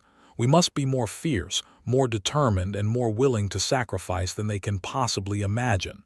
That is how insects defeat giants." The training continued. Simulations ran day and night. Pilots practiced attack patterns until they could fly them in their sleep. Engineers drilled on emergency repairs until they could fix a damaged reactor in minutes. Every person in the fleet knew that their lives depended on being better than perfect. And still they waited. Grew older. Her hair turned white. Her body grew tired. But her mind remained sharp and her determination never wavered. She spent her days reviewing reports and making plans. She spent her nights looking at the stars, wondering when the enemy would arrive. The answer came on a quiet Tuesday afternoon. Burst into his office without knocking. Her face was pale with shock. "We have detected them," said. "A fleet has entered the solar system." Felt her heart pound, but her voice remained steady. "How many ships?" 12 cruiser class. They are approaching from the outer planets. 12 ships had hoped for fewer, but 12 was manageable. 12 was something they could handle. "Alert the fleet," said. "Begin evacuation of non-essential personnel from Luna Base, and send Captain Cole to my office immediately." Within hours, the secret human fleet mobilized for the first time. Ships powered up their engines and moved into formation. Weapons charged with deadly energy. Shields activated and hummed with power. Cole stood on the bridge of the Prometheus, watching his crew prepare for battle. These men and women had trained for years for this moment. They were ready. He was ready. "This is it," he said over the fleet-wide communication channel. "This is what we have worked for. Today, we show the galaxy that humanity is not to be ignored. Today, we fight." The crews responded with cheers. The sound echoed through every ship in the fleet. Watched from the command center on Luna Base. She was too old to join the battle herself, but she would observe every moment. She would witness the result of her life's work. The fleet approached Earth with confidence.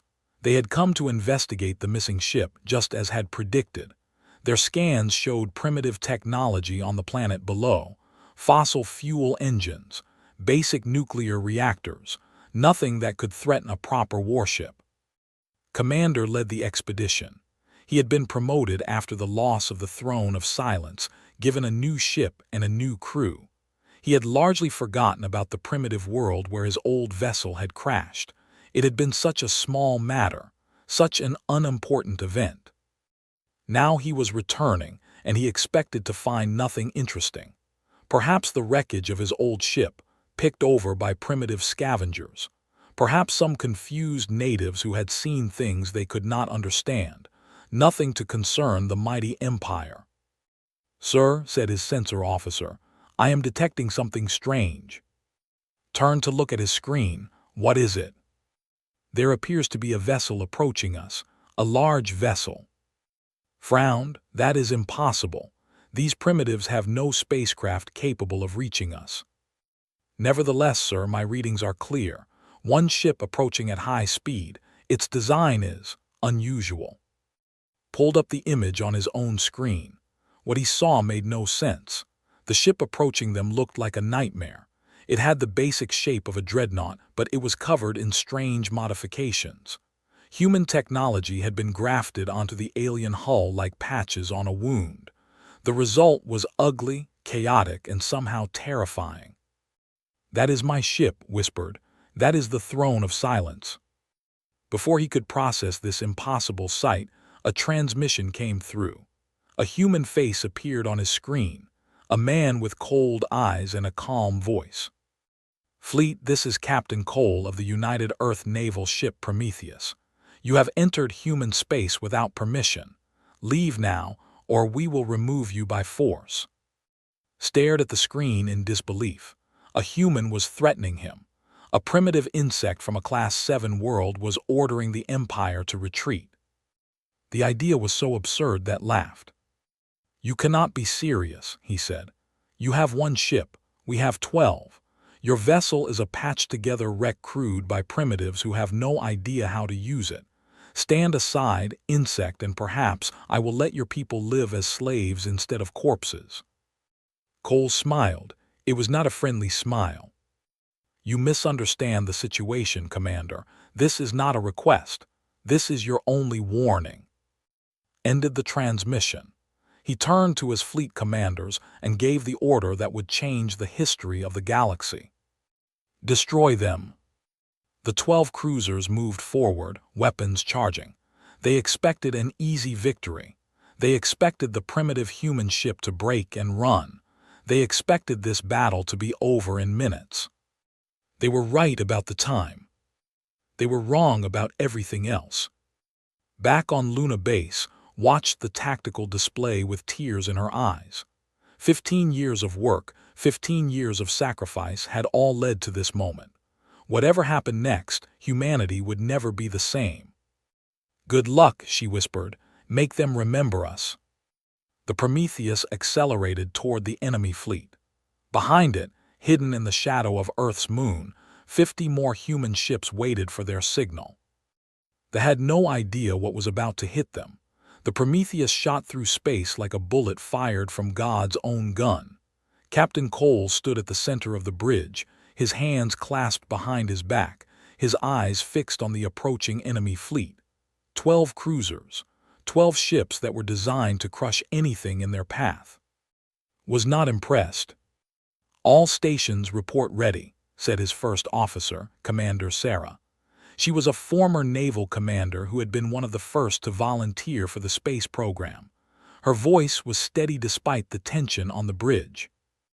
"Weapons charged and targeted," reported the weapons officer.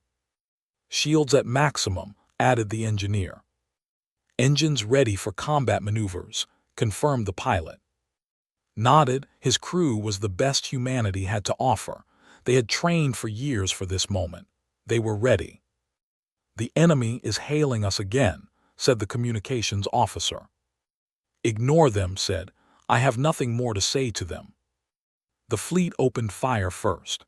12 ships unleashed their weapons simultaneously, filling space with deadly energy. The barrage was overwhelming, a wall of destruction that would have vaporized any ship that had ever faced. The Prometheus did not try to dodge. Instead, it flew straight into the attack. "Shields holding," the engineer reported, his voice tight with tension. "Taking damage, but shields are holding." Smiled. This was exactly what he had expected. The human engineers had redesigned the shield systems from the ground up. They had removed the elegant safety limiters and replaced them with brute force human technology. The shields were now crude and power-hungry, but they were incredibly strong. "Return fire," ordered. The Prometheus answered with its own weapons. Human engineers had upgraded the guns as well, adding nuclear-powered capacitors that the original designers would have considered dangerously unstable. The result was a weapon that fired slower than the original but hit much, much harder. The first shot struck a cruiser in the engine section. The explosion tore the ship in half. Debris scattered across space like confetti. Commander watched in horror as one of his ships died. His mind could not process what he was seeing. That primitive wreck had destroyed a warship with a single shot. That was impossible. That simply could not happen. "Focus all fire on that vessel," he commanded. "Destroy it now." 11 cruisers concentrated their attack on the Prometheus. The human ship shuddered under the assault. Warning lights flashed across every console. Damage reports flooded in from all sections. "Shields down to 60%, the engineer reported. "Hull breaches on decks 4 and 7, casualties reported." "Did not flinch. Continue attack pattern, target the next ship." The Prometheus dove into the heart of the enemy fleet, firing as it went. It moved in ways that made no sense to the commanders. It took risks that no sane pilot would take. It deliberately absorbed attacks that could have been avoided, trading damage for position. "What are they doing?" demanded. "Why do they not retreat?" His tactical officer shook his head in confusion. "I do not understand their strategy, Commander. They are fighting as if they do not care about survival." That was exactly correct. Human pilots had been trained to think differently than their alien counterparts. Doctrine emphasized preserving ships and minimizing losses. Human doctrine emphasized winning at any cost. A second cruiser exploded, then a third. The battle had been going for exactly 4 minutes. Back on Luna Base, watched the tactical display with growing hope. The Prometheus was taking terrible damage, but it was still fighting, and it was winning. "Signal the reserve fleet," she ordered. "Tell them to begin their approach. Stay hidden until Captain Cole gives the signal." 50 human ships began moving from their hiding places behind Earth's moon. They crept forward slowly, using the bulk of the planet to mask their presence. The sensors were focused entirely on the Prometheus. They did not see the trap closing around them. Cole knew his ship could not survive much longer. The shields were failing. The hull was cracked in a dozen places. Fires burned in compartments throughout the vessel, but he had done what he needed to do. He had kept the enemy focused on him. "Send the signal," he said. "Tell the fleet to attack." The message went out across human communications channels. 50 ships received the order and accelerated to full speed. Was about to order another volley when his sensor officer screamed in alarm. "Commander, multiple contacts emerging from behind the planet." Spun to look at his display, his blood went cold. 50 ships were converging on his fleet from all directions. 50 ships that looked like smaller versions of the nightmare vessel he had been fighting. The primitives had not built one ship. They had built an entire fleet. "Impossible," he whispered. The human fleet hit the formation like a hammer striking glass. They attacked from every angle simultaneously, their weapons tearing into ships that were already damaged from fighting the Prometheus. The formation shattered. Ships tried to retreat, to regroup, to establish some kind of defensive position, but the humans gave them no time. Human pilots flew their ships with suicidal aggression. They rammed damaged enemies. They flew directly into point-blank range and unloaded their weapons. They sacrificed themselves to take out priority targets. One human destroyer was caught between two cruisers. Instead of trying to escape, the pilot flew his ship directly into the larger enemy's engine section. Both vessels exploded. The second cruiser was destroyed moments later by the destroyers. "They are insane," said. "These creatures are completely insane." He was beginning to understand something terrible. They had always assumed that inferior species were inferior in every way. Weaker technology meant weaker minds, weaker spirits, weaker will. But these humans were proving that assumption wrong. The primitives fought like demons. They showed no fear of death. They took losses that would have broken any fleet and kept attacking. Every time thought the battle was turning, another wave of human ships would appear and push him back. The battle lasted 11 minutes total. When it was over, 6 cruisers were destroyed. The remaining 6 were badly damaged, several of them barely able to move. Human losses were 17 ships destroyed and most of the remainder damaged. Stared at his display in shock. He had lost half his fleet to primitives. Half his fleet destroyed by insects who should not have been able to even see his ships, much less fight them. "Commander," said his communications officer, "the human vessel is hailing us again." Accepted the transmission. The same human face appeared on his screen. Captain Cole was covered in blood and dust. His bridge was burning behind him, but his voice was still calm. "Commander, I am offering you a choice. Take your remaining ships and leave this system. Return to your empire and tell them what happened here. Tell them that Earth is not theirs. Tell them that humanity is not to be touched." Struggled to find words. "You cannot win," he said. "The Empire has thousands of ships. You have destroyed 6 cruisers. That is nothing. When word of this reaches the Emperor, he will send an armada to burn your world to ashes." Cole smiled. "Let him try, we will be waiting." The transmission ended. Sat in silence for a long moment. His pride demanded that he stay and fight. His honor demanded revenge for his fallen ships. But he was a practical commander, and he knew that continuing this battle would only result in total annihilation. "Set course for the nearest relay point," he ordered. "We are leaving." The surviving ships turned and fled. They limped toward the edge of the solar system, carrying with them the most important news the Empire had received in centuries. Back on Luna Base watched the enemy retreat. Tears streamed down her face. Around her, controllers and officers cheered and embraced each other. They had done it. They had actually done it. "Get me Captain Cole," said. The communication was established moments later. Appeared on her screen, looking exhausted but triumphant. "We did it, Doctor," he said. "We actually did it." "You did it," corrected. "You and your crew and every person in this fleet. I am so proud of you. I am so proud of all of you." Shook his head. "It was your vision that made this possible. You saw what we could become when everyone else thought it was impossible. None of this would have happened without you." Felt her old heart swell with emotion. She had given her entire life to this project. She had sacrificed everything for this moment. And now, finally, she knew it had all been worth it. "What happens now?" asked. Took a deep breath. "Now we prepare. You heard what said.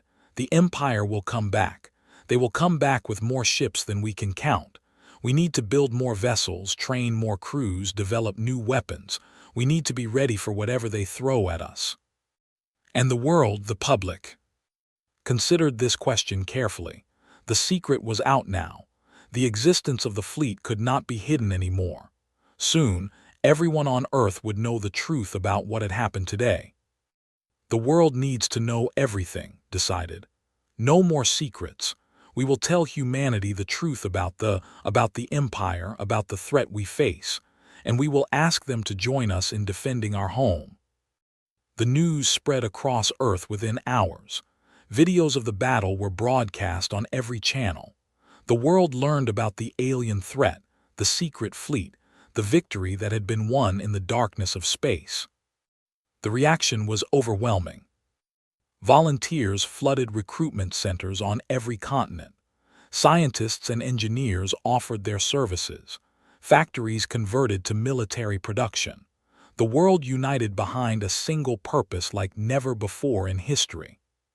Appeared on global broadcasts to explain what had happened and what was coming. She did not hide the truth. She did not downplay the danger.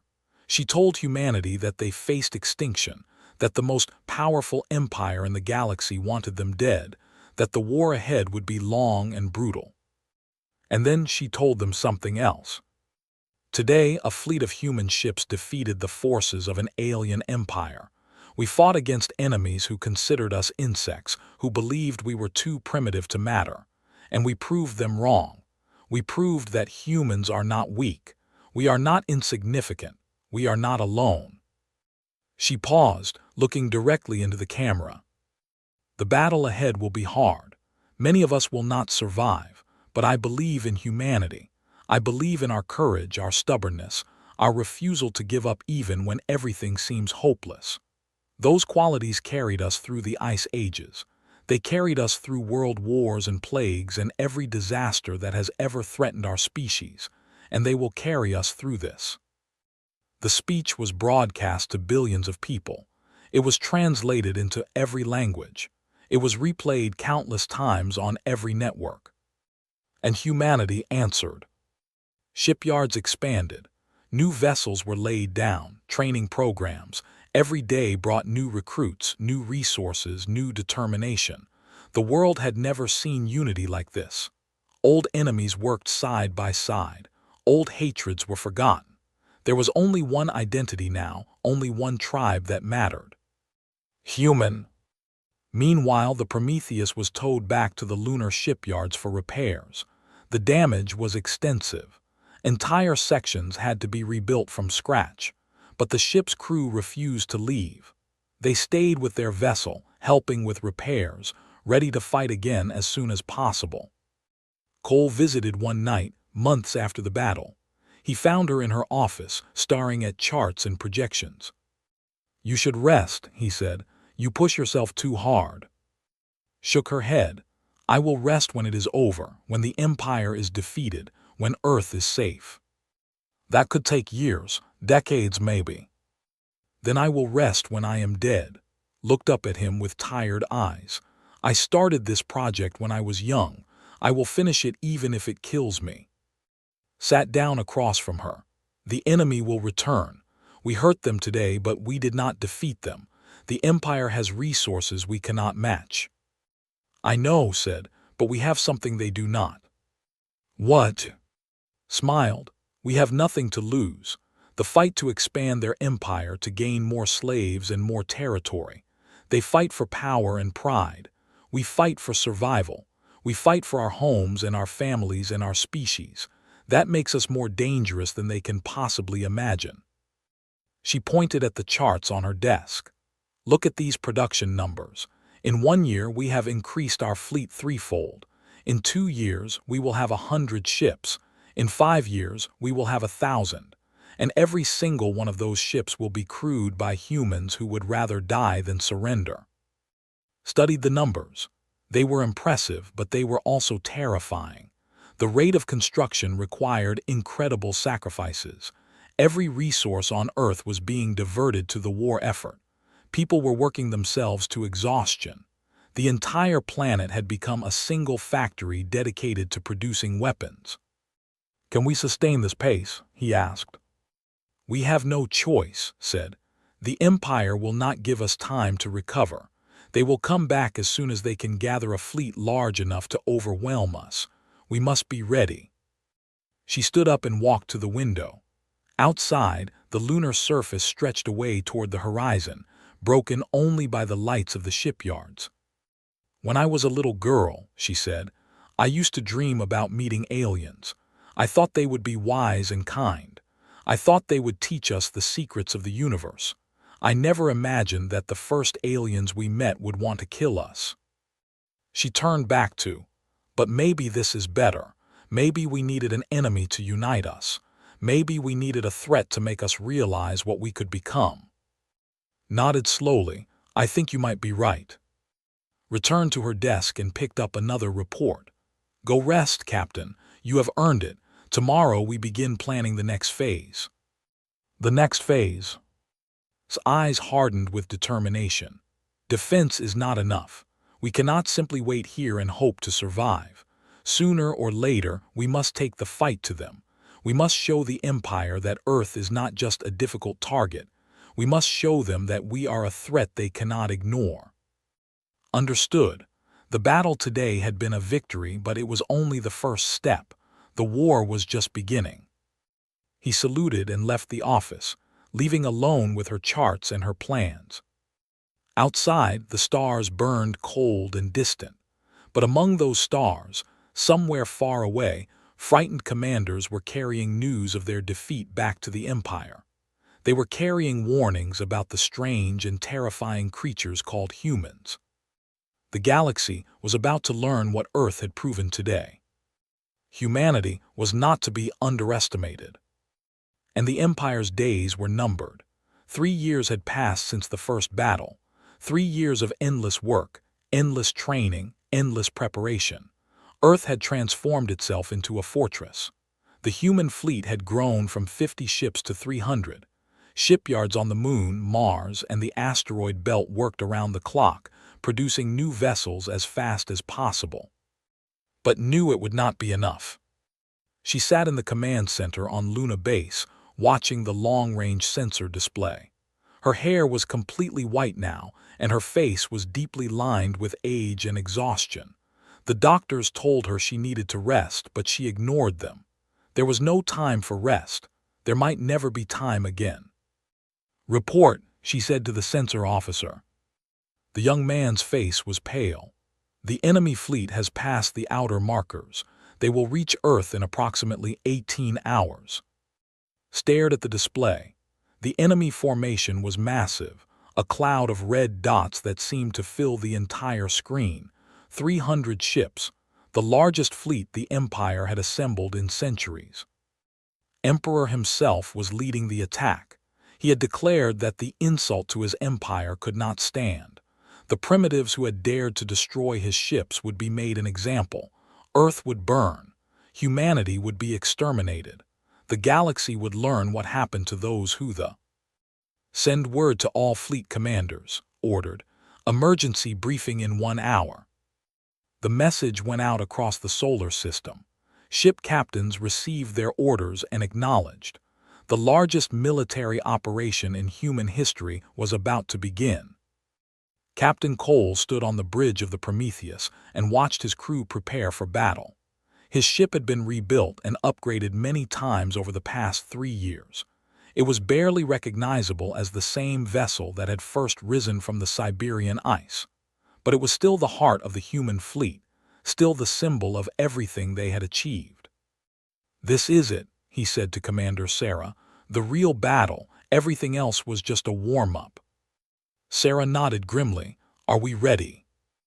"As ready as we can be." Looked at the tactical display showing the approaching enemy. "They outnumber us nearly equally now, but we have better technology, better training, and better motivation. That has to count for something." "It will," Sarah said. "It has to." The briefing brought together every senior commander in the human fleet. Some attended in person, some via holographic link from distant ships. Addressed them all from the main conference room of Luna Base. "You all know why we are here," she began. "The enemy is coming with everything they have. Emperor has sworn to destroy us completely. He believes this will be easy. He believes we are still the primitive insects his surveys reported years ago." She paused, letting her words sink in. "He is wrong. We are not insects. We are humanity. And we do not surrender, we do not give up, we do not accept extinction." Pulled up a tactical display showing the battle plan. "Our strategy is simple. We cannot match them in a straight fight, so we will not give them one. We will use the geography of our system against them. We will hit them where they are weak. We will make them pay for every kilometer they advance." The plan was brilliant in its simplicity. Human ships would use the planets and moons of the solar system as cover. They would launch attacks from hiding, strike hard, and retreat before the enemy could respond. They would force the massive fleet to spread out, to chase shadows, to exhaust themselves pursuing enemies they could barely see. "The enemy expects us to line up and die like good victims," said. "We will not give them that satisfaction. We will fight like humans fight. Dirty, tricky, and absolutely refusing to quit." The commanders responded with fierce approval. They had trained for years for this moment. They were ready. The battle began 6 hours later. The fleet entered the solar system in perfect formation, hundreds of ships arranged in geometric patterns that had been used for thousands of years. Emperor sat on his throne aboard the flagship, the Eternal Dominion, and watched his forces advance with absolute confidence. "Sensors detect human ships near the 4th planet," reported his tactical officer. Waved his hand dismissively. "Send a squadron to destroy them. Continue the advance." 20 cruisers broke away from the main fleet and headed toward Mars. They found a small group of human ships waiting for them, seemingly caught by surprise. The ships accelerated, eager for easy kills. The human ships fled toward the red planet. The followed, moving faster and faster, confident in their superior speed. They did not see the minefield until it was too late. Hundreds of nuclear devices had been seeded throughout the space around Mars. They detonated in a cascading chain, engulfing the pursuing ships in fire. 8 cruisers were destroyed instantly. The survivors limped back toward the main fleet, badly damaged. Watched the disaster unfold on his display. His calm confidence flickered for just a moment. "They have prepared defenses," he observed. "No matter, we have ships to spare. Continue the advance." But the advance was no longer smooth. Every step forward met resistance. Human ships appeared from behind moons and asteroids, launched attacks, and vanished before they could respond. Minefields and traps slowed the fleet's progress. Supply ships were ambushed and destroyed. They had expected a quick and decisive victory. Instead, they found themselves fighting through a gauntlet of death. Hours passed. The enemy fleet pushed forward, paying for every kilometer with blood. They lost 30 ships, then 40, then 50. The humans lost ships too, but they did not let up. Every time they destroyed a human vessel, 2 more would appear to take its place. "Where are they all coming from?" demanded. "Our intelligence said they had 300 ships. We have destroyed nearly 100 already, and still they keep fighting." His officers had no answer. They did not understand what they were facing. The truth was that humans had built more than just warships. They had built decoys, drones, and automated weapons platforms. They had prepared the entire solar system as a battlefield. Every moon was a potential ambush site. Every asteroid could hide a threat. They were not fighting a fleet. They were fighting a solar system that had been turned into a weapon. The final battle took place near Earth itself. They had fought their way through the outer system, losing nearly a third of their fleet in the process. But they still had over 200 ships, and they were determined to finish what they had started. Cole gathered the remains of the human fleet for the last stand. They had 160 ships left, many of them damaged. The odds were not good, but nobody talked about surrender. "This is it," broadcast to his fleet.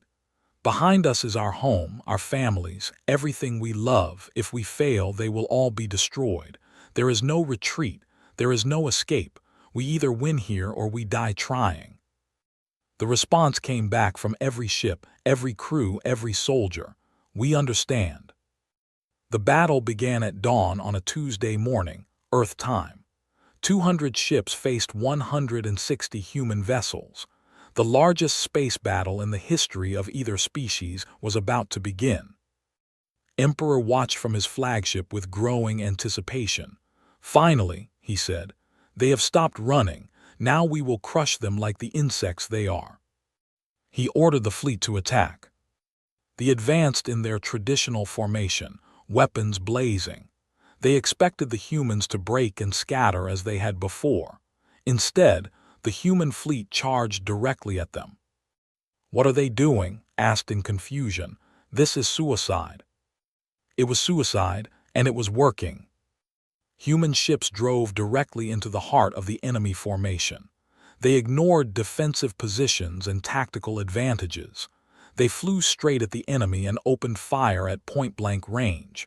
They took terrible damage, but they kept coming. A human destroyer collided with a cruiser. Both ships exploded, but the debris damaged 3 more enemy vessels. Another human ship flew into the engine section of a battle cruiser and detonated its reactor. The explosion destroyed 2 enemy ships and crippled 3 more. The humans were not trying to survive. They were trying to take as many enemies with them as possible. Watched his fleet crumble around him. He could not understand what he was seeing. No species fought like this. No species willingly threw away their lives for such small gains. It was madness. It was insanity. It was humanity. Cole piloted the Prometheus through the chaos of battle. His ship was badly damaged now. Half the crew was dead. Fires burned out of control in a dozen compartments. But the engines still worked, and the weapons still fired, and that was all that mattered. "Captain," Sarah reported, her voice tight with pain, "I have located the enemy flagship. The Eternal Dominion. Emperor is aboard." Looked at his display. The enemy flagship was huge, easily the largest vessel in the enemy fleet. It was surrounded by a protective screen of cruisers and destroyers. Getting to it seemed impossible. "What is our weapon status?" asked. "Primary weapons offline. We have 2 torpedo launchers still functional." Made a decision. It was not a hard decision. He had always known it might come to this. "Set course for the Eternal Dominion," he ordered. "Maximum acceleration." Sarah understood immediately. "No, you cannot." "I can and I will," looked at her with calm eyes. "The Emperor dies, the fleet loses its leader. The Empire loses its nerve. This is the only way." "I am coming with you." Shook his head. "You need to get to the escape pods. Get the surviving crew off this ship. Someone needs to tell them what happened here." Sarah wanted to argue, but she knew he was right. She stood and saluted, tears streaming down her face. "It has been an honor, Captain." "The honor was mine." The Prometheus accelerated toward the enemy flagship. The protective screen tried to stop it, but the human ship was too fast, too desperate. It blasted through the defenders, taking hit after hit, losing pieces of itself with every second. Emperor saw the crippled human ship coming straight at him. He finally understood what was happening. "Turn the ship," he screamed. "Get us out of here." But it was too late. The Prometheus collided with the Eternal Dominion at full speed. The impact was catastrophic. Both vessels were torn apart by the force of the collision. Fire and debris scattered across space. The Emperor's flagship, Pride of the Empire, broke into 1,000,000 pieces. Emperor died in the wreckage, along with Captain Cole and 3,000 humans. The effect on the battle was immediate. The fleet lost all coordination. Ships that had been fighting in perfect formation suddenly began making mistakes. Captains panicked. Communication broke down. Fear spread through the fleet like a disease. The humans sensed the change and pushed harder. They attacked with renewed fury, driving the disorganized enemy back. Ship after ship fell to human weapons. Within hours, it was over. The surviving ships turned and fled, leaving behind the burning wrecks of nearly 200 vessels. The greatest fleet the Empire had ever assembled had been destroyed by the primitive insects of Earth. Watch the enemy retreat from Luna Base. She was exhausted, grief-stricken, and triumphant all at once. So many had died. Her old friend was gone. Thousands of brave men and women would never see home again. But they had won. Against all odds, against the most powerful empire in the galaxy, humanity had won. "It is over," someone whispered behind her. Shook her head. "No, this was just the beginning. The Empire still exists. They will regroup. They will try again." She turned to face her staff. "Begin rescue operations. Find every survivor we can. Salvage every ship that can be saved. And start building more ships, more weapons, more defenses." "Doctor, you need to rest," one of her aides said. "The battle is won." "The battle is won," agreed. "But the war has just started, and I will not rest until it is finished." Outside, the debris of 2 fleets drifted through space.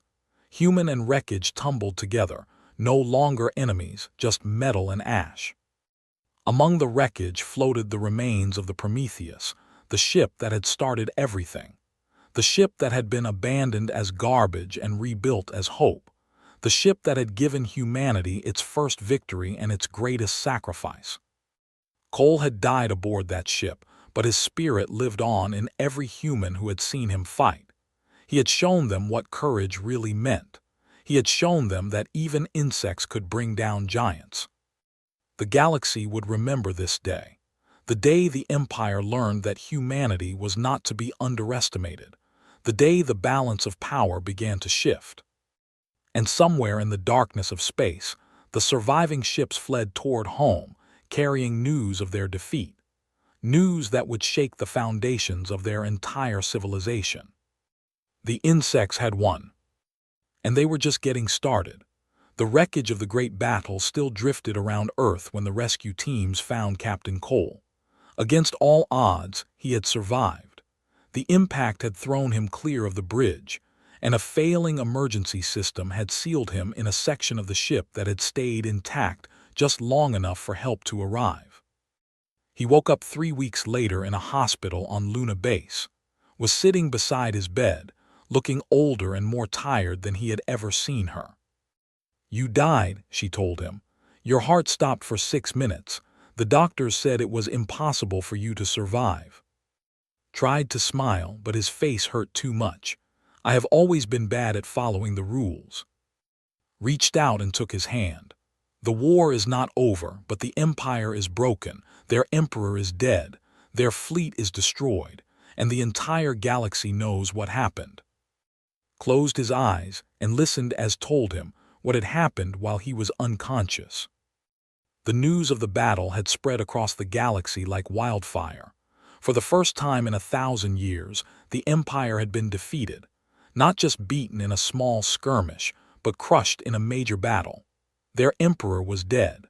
Their greatest fleet was destroyed, and the species that had done it was supposed to be primitive insects who could barely leave their own planet. The effect on the Empire was catastrophic. Subject species who had been slaves for centuries began to rise up. Rebellions broke out on dozens of worlds.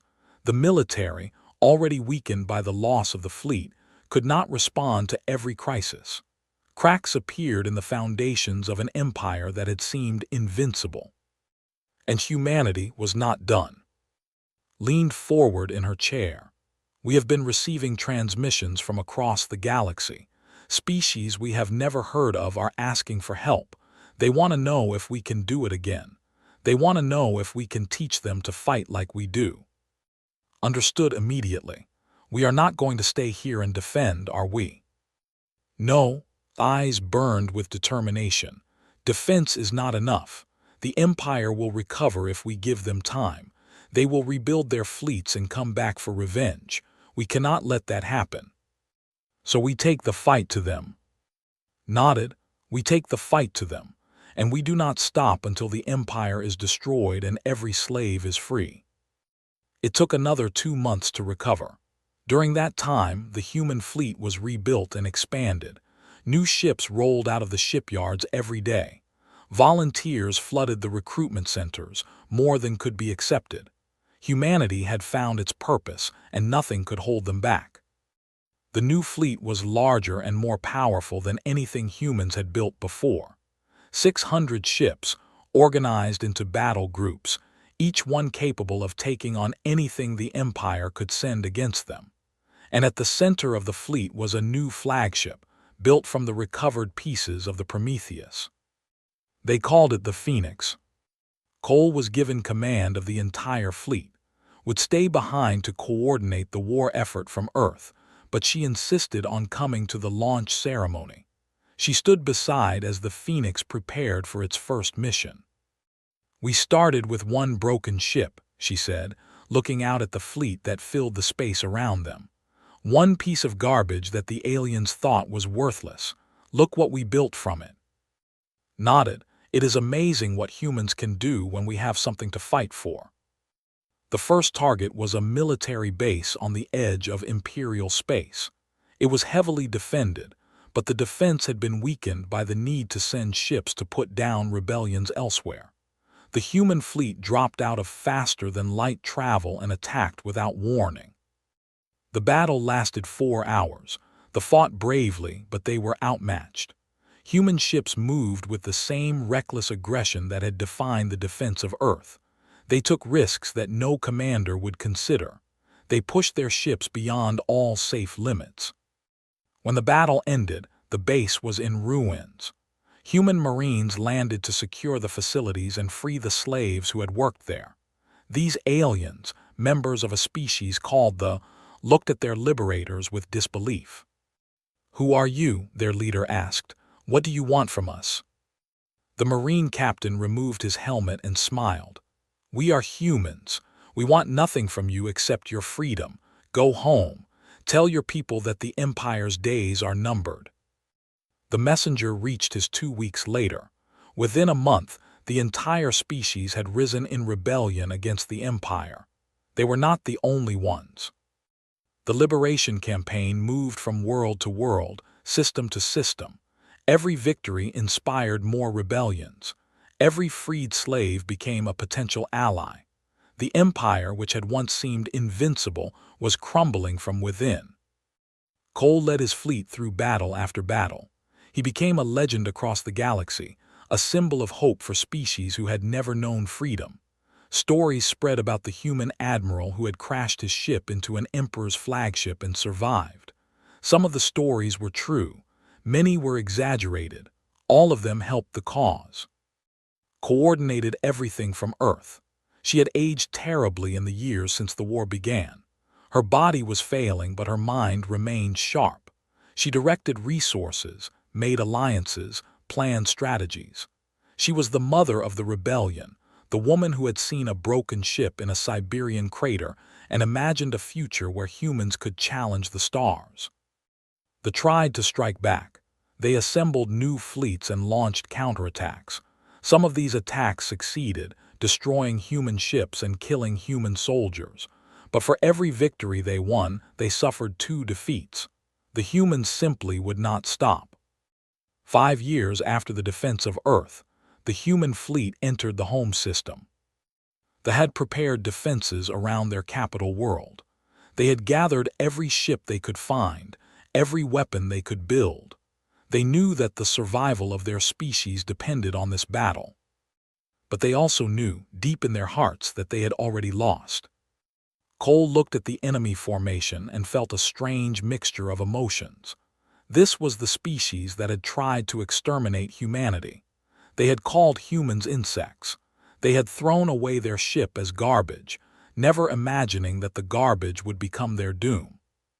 "Open a channel," said. "I want to speak to their commanders." The transmission went out. They answered. The face on the screen was familiar. Commander, the officer who had abandoned the throne of silence on Earth all those years ago. He had risen through the ranks since then, surviving through luck and political maneuvering, while better officers died in battle against the humans. Admiral Cole said. His voice was tired, defeated. "I suppose you have come to finish what you started." "I have come to end this war," replied. "Your emperor is dead. Your fleet is destroyed. Your empire is collapsing. How many more of your people need to die before you accept the truth?" Was silent for a long moment. "What are your terms?" "Unconditional surrender. Release all slaves. Withdraw from all conquered territories. Allow our forces to enter your space and ensure compliance." "And if we refuse?" Looked at him with cold eyes. "Then we will take you by force. Your cities will burn. Your people will die. And when it is over, we will occupy your world anyway. The only difference is how many corpses we have to step over to get there." Understood that this was not a bluff. He had seen what humans could do. He had watched them destroy the greatest fleet his empire had ever assembled. He knew that they would do exactly what threatened. "I will need to consult with the High Council," he said. "You have 1 hour." The channel closed, sat back in his chair and waited. 43 minutes later, they surrendered. The liberation of the galaxy took another 3 years to complete. Human ships visited every world the Empire had conquered, ensuring that the slaves were freed and the oppressors were removed. Some accepted their defeat peacefully. Others tried to resist and were destroyed. The humans did not conquer. They did not take territory or demand tribute. They simply freed the oppressed and moved on. They helped former slave species rebuild their societies. They shared technology and knowledge. They became protectors instead of conquerors. The galaxy had never seen anything like it. A ceremony was held on the to mark the official end of the war. Representatives from hundreds of species gathered to witness the moment, and at the center of it all stood. She was 93 years old now. She could barely walk without assistance, but she had insisted on being there for this moment. She had started this journey decades ago, and she was determined to see it end. Commander knelt before her in chains. This was the tradition the humans had established. The war criminals would face justice, but first they would kneel before the woman who had made their defeat possible. "Why?" asked, looking up at her. "Why did you do this? You could have stayed on your world. You could have lived in peace. Why did you pursue us across the galaxy?" Consider the question carefully before answering. "You threw away what you thought was garbage," she said. "You left a broken ship on a primitive world because you believed we were too stupid to understand it. But we did not see garbage. We saw hope. We saw possibility. We saw a chance to become something greater than we had ever been." She paused, gathering her strength. "That is what humans do, Commander. We take what is broken and make it into something better. We face impossible odds and refuse to quit. We get knocked down and get back up, again and again and again, until we win or we die trying." She gestured at the gathered representatives, the freed slaves and the former masters.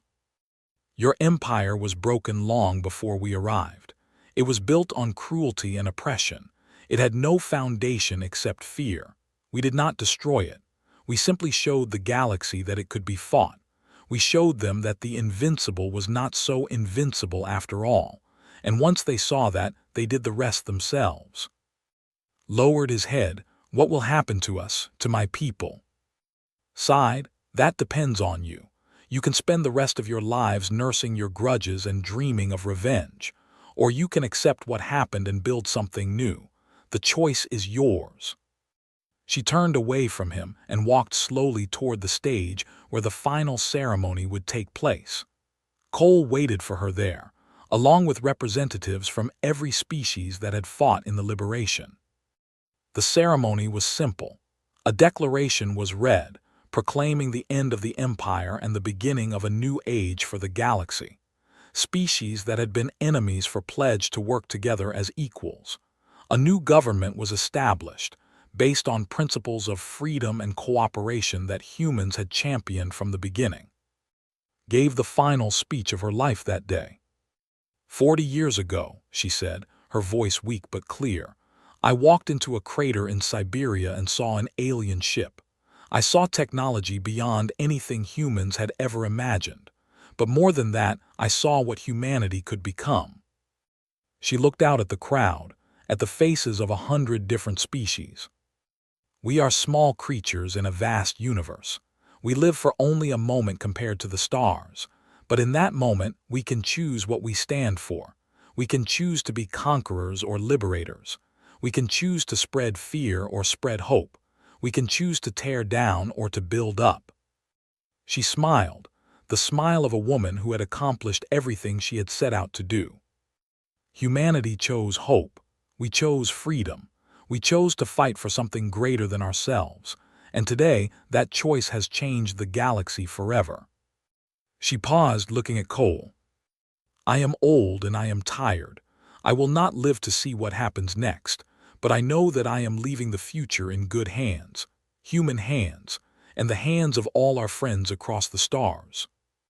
The crowd erupted in applause. Every species, every representative, every former slave and former master joined in the celebration. The war was over. A new age had begun. Died 6 months later peacefully in her sleep. She was buried on the moon, overlooking the shipyards where the Phoenix and so many other vessels had been built. Her grave marker was simple, just her name and 2 dates. But someone added an inscription beneath the dates. It said, "She saw garbage and made it into hope." The galaxy continued to change in the years that followed. Old hatreds faded. New friendships formed. Species that had fought each other learned to live together in peace. It was not easy. There were setbacks and conflicts, but the foundation that humanity had laid held firm. Cole retired eventually, passing command of the fleet to younger officers. He spent his final years teaching at the academy, training the next generation of officers. He told them about the old days, about the first battle, about the sacrifices that had been made. And always, he ended his lectures with the same words. Remember what we learned. Remember that the impossible is just something nobody has tried hard enough to do. Remember that the strongest weapon in the universe is not a ship or a gun. It is the refusal to give up. The students would nod and take notes. Some of them understood. Some of them would not understand until later, when they faced their own impossible challenges. But all of them remembered. Far across the galaxy, on 100 different worlds, statues and monuments were built to honor the humans who had freed them. The stories of the Liberation War became legends, told and retold, until they were part of the mythology of every species. And at the center of all those stories was one ship, a broken, abandoned wreck that had been left on a primitive world by arrogant masters who thought it was worthless. The ship that became hope. The ship that changed the universe. The throne of silence, which humans had named the Prometheus, and which had finally risen as the phoenix to light a fire that would never go out. Some species still did not understand how it had happened. They could not comprehend how a Class 7 species, rated as no threat potential, had risen to become the liberators of the galaxy. But those who had fought alongside humans understood. Humans were not special because of their technology or their numbers or their resources. They were special because they simply would not quit. They would take garbage and make it into weapons. They would take defeat and make it into determination. They would take death and make it into defiance. And that, more than anything else, was why they had lost. They had looked at humans and seen insects. They had not seen the fire burning inside those insects. They had not seen the stubbornness, the creativity, the absolute refusal to accept any outcome except victory. It was the greatest mistake any species had ever made. And it was the beginning of a new age for the galaxy. An age of freedom. An age of hope. An age built by humans from the garbage that an arrogant empire had thrown away.